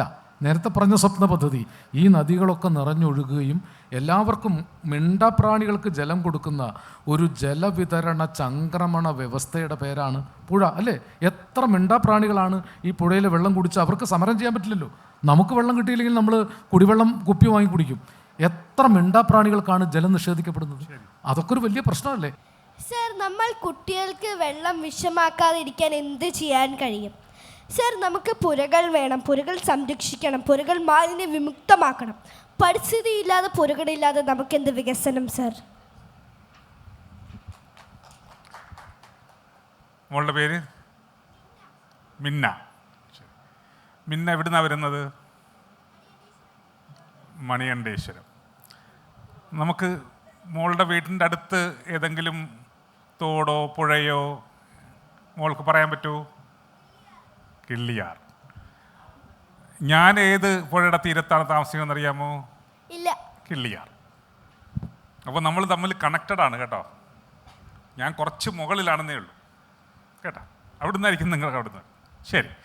അപ്പോൾ ഇത് നമുക്ക് പലതരത്തിലാണ് ഈ പ്രവർത്തനം വേണ്ടത്. കുട്ടികളെന്ന നിലയ്ക്ക് നമ്മൾ വളർന്നു വരുമ്പോൾ, നിങ്ങൾ വളർന്നു വരുമ്പോൾ, നിങ്ങളുടെ കുട്ടികൾ നിങ്ങളെ പോലത്തവർ വളർന്നു വരുമ്പോൾ, അടുത്ത തലമുറ, എൻ്റെ മകൻ വളർന്നു വരുമ്പോൾ അല്ല വളർന്നുകൊണ്ടിരിക്കുമ്പോൾ എന്നെ പോലെയോ ഞങ്ങളുടെ തലമുറയെ പോലെയോ ആകരുത് എന്നുള്ള ഒരു വലിയ പ്രശ്നമുണ്ട്. ഒന്ന് വേറൊന്നും കൊണ്ടല്ല, എവിടെയോ ഒരിടത്ത്, അത് ഞാനോ അല്ലെങ്കിൽ രവിയോ അല്ലെങ്കിൽ ആലങ്കോട് ലീലാകൃഷ്ണൻ സാറിനെ കുറിച്ചല്ല ഞാൻ പറയണത്. അദ്ദേഹം പറഞ്ഞല്ലോ ഒരുപാട് പേര് സമരം ചെയ്ത് നമ്മൾ പിടിച്ചു നിർത്തുന്നതിനെക്കുറിച്ച്. പക്ഷേ ഇനി അങ്ങോട്ട് സമരം ചെയ്യുന്ന ആൾക്കാരെക്കാളുമൊക്കെ ഒരു ജലസ്രോതസ്സിനെയും നശിപ്പിക്കില്ല എന്ന് വിചാരിക്കുകയും വിശ്വസിക്കുകയും ചെയ്യുകയും ചെയ്യുന്ന ഒരു വലിയ തലമുറ ഉണ്ടാവേണ്ടതുണ്ട്. അതാണ് ഇതിനൊരു പരിഹാരം എന്ന് പറയുന്നത്. നമ്മൾ എന്ത് വന്നാലും അങ്ങനെ ചെയ്യില്ല. അപ്പോൾ ഇപ്പോൾ നമ്മുടെ മുതിർന്ന വരുന്ന ഒരു പ്രപ്പോസൽ, ഒരു ഐഡിയ വരണമെന്ന് വിചാരിക്കുക, നമുക്കിത് നല്ലൊരു പുഴയിൽ ഇവിടുന്ന് ഇതിൻ്റെ തീരത്ത് തന്നെ നമുക്കൊരു വീട് പണിഞ്ഞങ്ങ് വയ്ക്കാം. അപ്പോൾ അതിൻ്റെ വേസ്റ്റ് എങ്ങോട്ടായിരിക്കും പോകുന്നത്? നമുക്ക് മുകളിലോട്ട് വിടാൻ പറ്റില്ല, താഴോട്ട് വിടാൻ പറ്റില്ല, അപ്പോൾ പുഴയിലേക്ക് വിടും. അപ്പോൾ അങ്ങനെ ചെയ്യരുത് എന്ന് തീരുമാനിക്കാൻ നമുക്ക് പറ്റണം. മനസ്സിലായോ? അപ്പോൾ അങ്ങനെ വളരുന്ന ഒരു തലമുറ ഉണ്ടാവണം എന്നുള്ളത് സത്യമാണ്. രണ്ടാമത്തെ കാര്യം എന്താണെന്ന് അറിയാമോ? അദ്ദേഹം പറഞ്ഞതുപോലെയാണ്, നമ്മുടെ മുതിർന്നവരെന്ന് പറയുന്നത്, നമ്മളെ ഭരിക്കുന്നവർ, നമ്മളുടെ അത് പഞ്ചായത്ത് തൊട്ട് അങ്ങ് മുഖ്യമന്ത്രി വരെയുള്ളവർക്ക്, അതിലെ ഉദ്യോഗസ്ഥരടക്കമുള്ളവർക്ക്, കാരണം അധിക സമയമില്ല. ഇപ്പോൾ അജയ് കുമാർ വർമ്മ സാർ പറഞ്ഞത് വെച്ചിട്ടാണെങ്കിൽ 50 വർഷം 60 വർഷത്തിനകം ഈ പുഴകൾ മരിക്കും എന്നാണ്. അങ്ങനെയാണെങ്കിൽ നമുക്കധികം സമയമില്ല. കാരണം ഈ പുഴകളൊക്കെ ആയിരക്കണക്കിന് വർഷങ്ങൾ ഉണ്ടായിരുന്നതാണ്. നമ്മളുടെ ഒരു വയസ്സ് പോലും ഇനി ഉണ്ടാവാൻ പോകുന്നില്ല, അല്ലേ? ഇപ്പോൾ എനിക്ക് 56 വയസ്സായി. അത്ര പോലും ഒരു പുഴ ജീവിക്കില്ല എന്ന് പറയുമ്പോൾ ഞെട്ടുന്നതാണ്. അത് ഭയങ്കര ഞെട്ടിക്കുന്ന പ്രശ്നമാണ്. അപ്പോൾ നമ്മൾ എന്ത് ചെയ്യണം? അടിയന്തരമായി തന്നെ അവരോട് നമ്മൾ സംസാരിക്കേണ്ടതുണ്ട്. കുട്ടികളെന്ന നിലയ്ക്ക് സംസാരിക്കേണ്ടത്, യുവാക്കളെന്ന നിലയ്ക്ക്, യുവതികളെന്ന നിലയ്ക്ക് നമ്മൾ സംസാരിക്കുന്നതുകൊണ്ട് നമ്മളെപ്പോലത്തെ ആൾക്കാരും സംസാരിക്കേണ്ടതുണ്ട്. അവരിൽ ഒരു ജലസാക്ഷരത ഉണ്ടാവാതെ നമുക്ക് രക്ഷയില്ല. അതാണ് അദ്ദേഹം പറയാൻ ശ്രമിക്കുന്നത്. അപ്പോൾ ജലത്തെക്കുറിച്ച് സാക്ഷരത, പരിസ്ഥിതിയെക്കുറിച്ചുള്ള അവബോധം അത്തരത്തിലുണ്ടാവേണ്ട ഒരു തലമുറ ഉണ്ടാവണമെന്നതിൻ്റെ കൂടെ ഇപ്പോൾ ഉള്ളവരെയും നമ്മൾ അത്തരത്തിൽ ബോധവൽക്കരിക്കേ പറ്റുള്ളൂ. പിന്നെ ഉള്ളത് നിയമങ്ങളുണ്ട്, അതൊക്കെ പാലിക്കുന്നു എന്നുള്ളത് കാണണ്ടേ? അപ്പോൾ അതും നമ്മളെപ്പോലത്തെ ആൾക്കാർ കണ്ണു തുറന്നിരിക്കണം. കാരണം ഇദ്ദേഹം പറഞ്ഞ ഒരുപാട് രക്തസാക്ഷികളെക്കുറിച്ച് പറഞ്ഞു, സമരം ചെയ്യുന്നവരെക്കുറിച്ച് പറഞ്ഞു. രവിയൊക്കെ ചാലക്കുടി പുഴയിൽ അത്തരത്തിൽ സമരം ചെയ്യുന്നവരാണ്. അപ്പോൾ സമരം തെറ്റല്ല, എന്തിനെന്നുള്ളതാണ്. അപ്പോൾ എൻ്റെ ജീവൻ നിലനിർത്താൻ വേണ്ടി, എൻ്റെ പുഴയെ നിലനിർത്താൻ വേണ്ടിയൊക്കെ ആണെങ്കിൽ അത് വലിയൊരു മഹത് കർമ്മങ്ങളാണ്, ചെയ്യണം എന്നുള്ളതാണ്. മനസ്സിലായോ? ഒരു കൂടുതൽ മോള് പറഞ്ഞുകൊണ്ട് കേരളത്തിൽ അത്ര ശ്രദ്ധിക്കപ്പെടാതെ പോയ ഒരു പുഴ പുനരുജ്ജീവന പ്രവർത്തനം ശോഭീന്ദ്രൻ മാസ്റ്റർ നേതൃത്വത്തിൽ നടന്നിരുന്നു. മലബാറിൽ കോഴിക്കോട്ട് മരിച്ചുപോയൊരു നദിയെ ശോഭീന്ദ്രൻ മാസ്റ്റർ നേതൃത്വത്തിൽ വീണ്ടെടുക്കാൻ പ്രവർത്തിച്ചത് മോളെപ്പോലുള്ള കുട്ടികളാണ്. സ്കൂൾ വിദ്യാർത്ഥികളെ സംഘടിപ്പിച്ചിട്ടാണ് ആ നദി ഏതാണ്ട് ഉണർന്നു എന്നാണ് പറഞ്ഞത്. നശിച്ചു പോയൊരു നദിയെ അവർ വൃക്ഷങ്ങൾ വെച്ച് പിടിപ്പിച്ചും പല രീതിയിൽ പ്രവർത്തനങ്ങൾ നടത്തി പുനരുജ്ജീവിപ്പിക്കാൻ സാധിച്ചു. അത്തരം പ്രവർത്തനങ്ങളിൽ മോൾ എവിടെയെങ്കിലുമൊക്കെ കിട്ടുമെങ്കിൽ ഇടപെടണം. മോളുടെ ഈ മനസ്സ് തന്നെ ഞങ്ങൾക്ക് വലിയ പ്രത്യാശ തരുന്നുണ്ട്. ഒരു ചോദ്യം കൂടെ എടുക്കാൻ കേട്ടോ, ഒരു 3 മിനിറ്റേ ഉള്ളൂ. ഈ ഒരു കാര്യം കൂടെ ഒന്ന്, നിങ്ങൾ സ്കൂളിൽ ടീച്ചേഴ്സിനോട് സംസാരിച്ചിട്ട് നിങ്ങൾ ഫ്രണ്ട്സ് പുഴയുടെ ഏറ്റവും അടുത്ത് നിങ്ങൾക്ക് പോകാൻ പറ്റുന്ന സ്ഥലത്ത് ആഴ്ചയിൽ ഒരു ദിവസം അവിടെ പോയി 10 മിനിറ്റ് ചിലവാക്കണം എന്ന് ടീച്ചറോട് ആവശ്യപ്പെടുക. നിങ്ങൾ കുറച്ച് കൂട്ടുകാർ കൂടി നിങ്ങൾ ഈ ആഴ്ചയിൽ ഒരു ദിവസം അവിടെ പോകുന്നു, ആ പുഴയെ ഒബ്സർവ് ചെയ്യുന്നു. അതിനകത്ത് എന്തെങ്കിലും പ്രശ്നങ്ങൾ തോന്നുകയാണെങ്കിൽ നിങ്ങളത് സ്കൂളിൽ റിപ്പോർട്ട് ചെയ്യുന്നു. അല്ലെങ്കിൽ പിന്നെ ഈ നേരത്തെ സൂചിപ്പിച്ചതുപോലെ പഞ്ചായത്തിലേക്ക് ആവാം, അല്ലെങ്കിൽ മന്ത്രിമാർക്കാവാം, നിങ്ങൾക്ക് കത്തെഴുതാം, അതല്ലെങ്കിൽ അടുത്തുള്ള ആൾക്കാരോട് പറയാം. അങ്ങനെ ഒന്ന് ഒബ്സർവ് ചെയ്ത് തുടങ്ങുകയും കൂടെ ചെയ്യണം എന്നൊരു നിർദ്ദേശമാണ്. Thank you. അപ്പോൾ നമ്മളിപ്പോൾ സംസാരിക്കുമ്പോൾ കൂടുതൽ ഉദ്യോഗസ്ഥ തലത്തെയും സർക്കാർ തലത്തെയുമാണ് പറയുന്നത്. ഇപ്പോൾ തിരുവനന്തപുരത്ത് നിന്ന് ഇത്തരത്തിലൊരു വെള്ളം വിഷമാക്കുന്ന കേരളത്തിനെക്കുറിച്ച് സംസാരിക്കുമ്പോൾ കാട്ടാക്കട മോഡൽ നമ്മുടെ മുന്നിലുള്ളൊരു പ്രധാനപ്പെട്ട ഒരു സംഭവമാണ്. അപ്പോൾ അതിനെ കൂടെ കൃത്യമായി നമ്മൾ ഉപയോഗപ്പെടും. ഈ കുഞ്ഞുമോളുടെ ഒരു ചോദ്യത്തെ കൂടെ ഞാൻ കോട്ട് ചെയ്തുകൊണ്ട് പറയുന്നതാണ്. കാട്ടാക്കട മോഡൽ എന്ന് പറയുന്നത് ഏറ്റവും പ്രധാനപ്പെട്ട കേരളത്തിൽ തന്നെ ചർച്ച ചെയ്യപ്പെടേണ്ട ഒരു പ്രധാന സംഭവമാണ്. അതായത് ഒരു പുഴ നശിക്കുന്നിടത്തു നിന്നല്ല, പുഴ തുടങ്ങുന്നിടത്തു നിന്നാണ് കാട്ടാക്കട മോഡൽ സ്റ്റാർട്ട് ചെയ്യുന്നത്. അപ്പോൾ അത്തരത്തിലുള്ള കാര്യങ്ങളെ കൂടെ ഈ വേദികളെ പ്രയോജനപ്പെടുത്താൻ വേണ്ടിയിട്ട് തയ്യാറാണെന്നുള്ളത്. അല്ല, ഒന്നിരിക്കാം. അദ്ദേഹം പറഞ്ഞ മോഡല് വളരെ അപൂർവമായി നടക്കുന്നതാണ്. കാരണം ഞാൻ പറയില്ലേ, 140 MLA-മാരല്ലേ നമുക്കുള്ളത്. 140 MLA-മാരുണ്ട്. പക്ഷെ അതിൽ ഒരു MLA IB സതീഷ് എന്ന് പറയുന്ന ഒരു MLA-യുടെ നേതൃത്വത്തിൽ അദ്ദേഹം എല്ലാ ഡിപ്പാർട്ട്മെൻറ്റുകളെയൊക്കെ കൂടെ കോർത്തിണക്കിക്കൊണ്ട് അദ്ദേഹത്തിൻ്റെ മണ്ഡലം ഏറ്റവും കൂടുതൽ ഈ ദൗർലഭ്യം ഉണ്ടാവുന്ന ഒരു പ്രദേശമാണ്. വെള്ളമില്ല, കാട്ടാക്കട അത്ര ബുദ്ധിമുട്ടുള്ള പ്രദേശമാണ്, നമുക്ക് നേരിട്ട് അറിയാവുന്ന കാര്യങ്ങളാണ്. പക്ഷേ ഇപ്പോൾ അവിടുത്തെ ഗ്രൗണ്ട് വാട്ടർ വരെ ഉയർന്നു എന്നുള്ളതാണ് 5 വർഷം കൊണ്ടുള്ള പ്രവർത്തനം. അപ്പോൾ സാധ്യമാണ് കേരളത്തിന്, അത് ലോകത്ത് പലയിടത്തും സാധ്യമല്ലാത്തത് കേരളത്തിന് സാധ്യമാണ്. അതിനൊരു ക്ലാസിക്കൽ മോഡലാണ് അദ്ദേഹം. ഇത്തരത്തിലുള്ള ചെറിയ ചെറിയ കാര്യങ്ങൾ കേരളത്തിൽ എല്ലാ പ്രദേശങ്ങളിലും നടന്നിട്ടുണ്ട്. അത് പ്രതിരോധങ്ങൾ മാത്രമല്ല, പ്രവർത്തനങ്ങളിലൂടെയും നമ്മൾ കാണിച്ചിട്ടുണ്ട്. പക്ഷേ ഇത് കേരളത്തിൽ എല്ലായിടത്തും ഉണ്ടാവേണ്ടതുണ്ട് എന്നുള്ളതൊരു വലിയ മെസ്സേജ് നമ്മൾ ഈ സെഷനിൽ നിന്ന് എടുക്കണമെന്ന് ഞാൻ അഭ്യർത്ഥിച്ചുകൊണ്ട് ഒരു കാര്യം കൂടെ പറഞ്ഞ് അവസാനിപ്പിക്കാം. ഇപ്പോൾ നമ്മളുടെ മുന്നിലുള്ള ഒരു വലിയ നമ്മളെ ഭയപ്പെടുത്തുന്ന ഒരു കാര്യം എന്താണെന്ന് പറഞ്ഞു കഴിഞ്ഞാൽ, ഞാൻ നേരത്തെ പറഞ്ഞതുപോലെയാണ്. ഇപ്പോൾ ഞാൻ നേരത്തെ ആ കേരള ഗാനത്തിൻ്റെ ഒരു കണ്ടംപററൈസേഷൻ, ഇപ്പോഴത്തെ ഒരു കാര്യം ചർച്ച ചെയ്യുന്നേ ഉള്ളൂ. പക്ഷെ അതേപോലെയാണ്, നിങ്ങളൊന്ന് ആലോചിച്ച് നോക്കുക, കേരളത്തിൽ ഇന്ന് ചർച്ച ചെയ്യപ്പെടുന്ന വേറൊരു വിഷയം എന്തായിരുന്നു അറിയാമോ? ഇത്തരത്തിലൊരു മാരകമായ കമ്പനി പുഴ മലിനീകരിക്കുകയും നമ്മുടെ ആലപ്പാടുള്ള തീരത്ത് വലിയ ദുരന്തമുണ്ടാക്കുകയും ചെയ്യുന്നതിനെ അത് ഒരു ജനത അവിടെ ഈ രണ്ടിടത്തും ഏലൂരിലും ആലപ്പാടും പ്രതിരോധിച്ചപ്പോൾ ആ പ്രതിരോധങ്ങളെ ഇല്ലാതാക്കാനായിട്ട് കൈക്കൂലി മാസപ്പടി വാങ്ങിച്ച ഒരു രാജ്യം, ഒരു സംസ്ഥാനമാണ്. മാസപ്പടി വാങ്ങിച്ച രാഷ്ട്രീയക്കാരുള്ള സംസ്ഥാനമാണ്. രാഷ്ട്രീയത്തിന് അതീതമായിട്ട് ഇന്ന് ഭരിക്കുന്നവരോ ഒപ്പോസിഷൻ എന്നുള്ളതല്ല, എല്ലാവരും വാങ്ങിച്ചത് കൃത്യമായി. അപ്പോൾ ആലോചിച്ച് നോക്കുക, ആ മാറ്റം നമുക്ക് എവിടം തൊട്ട് കൊണ്ടുവരേണ്ടി എന്നുള്ളതാണ്.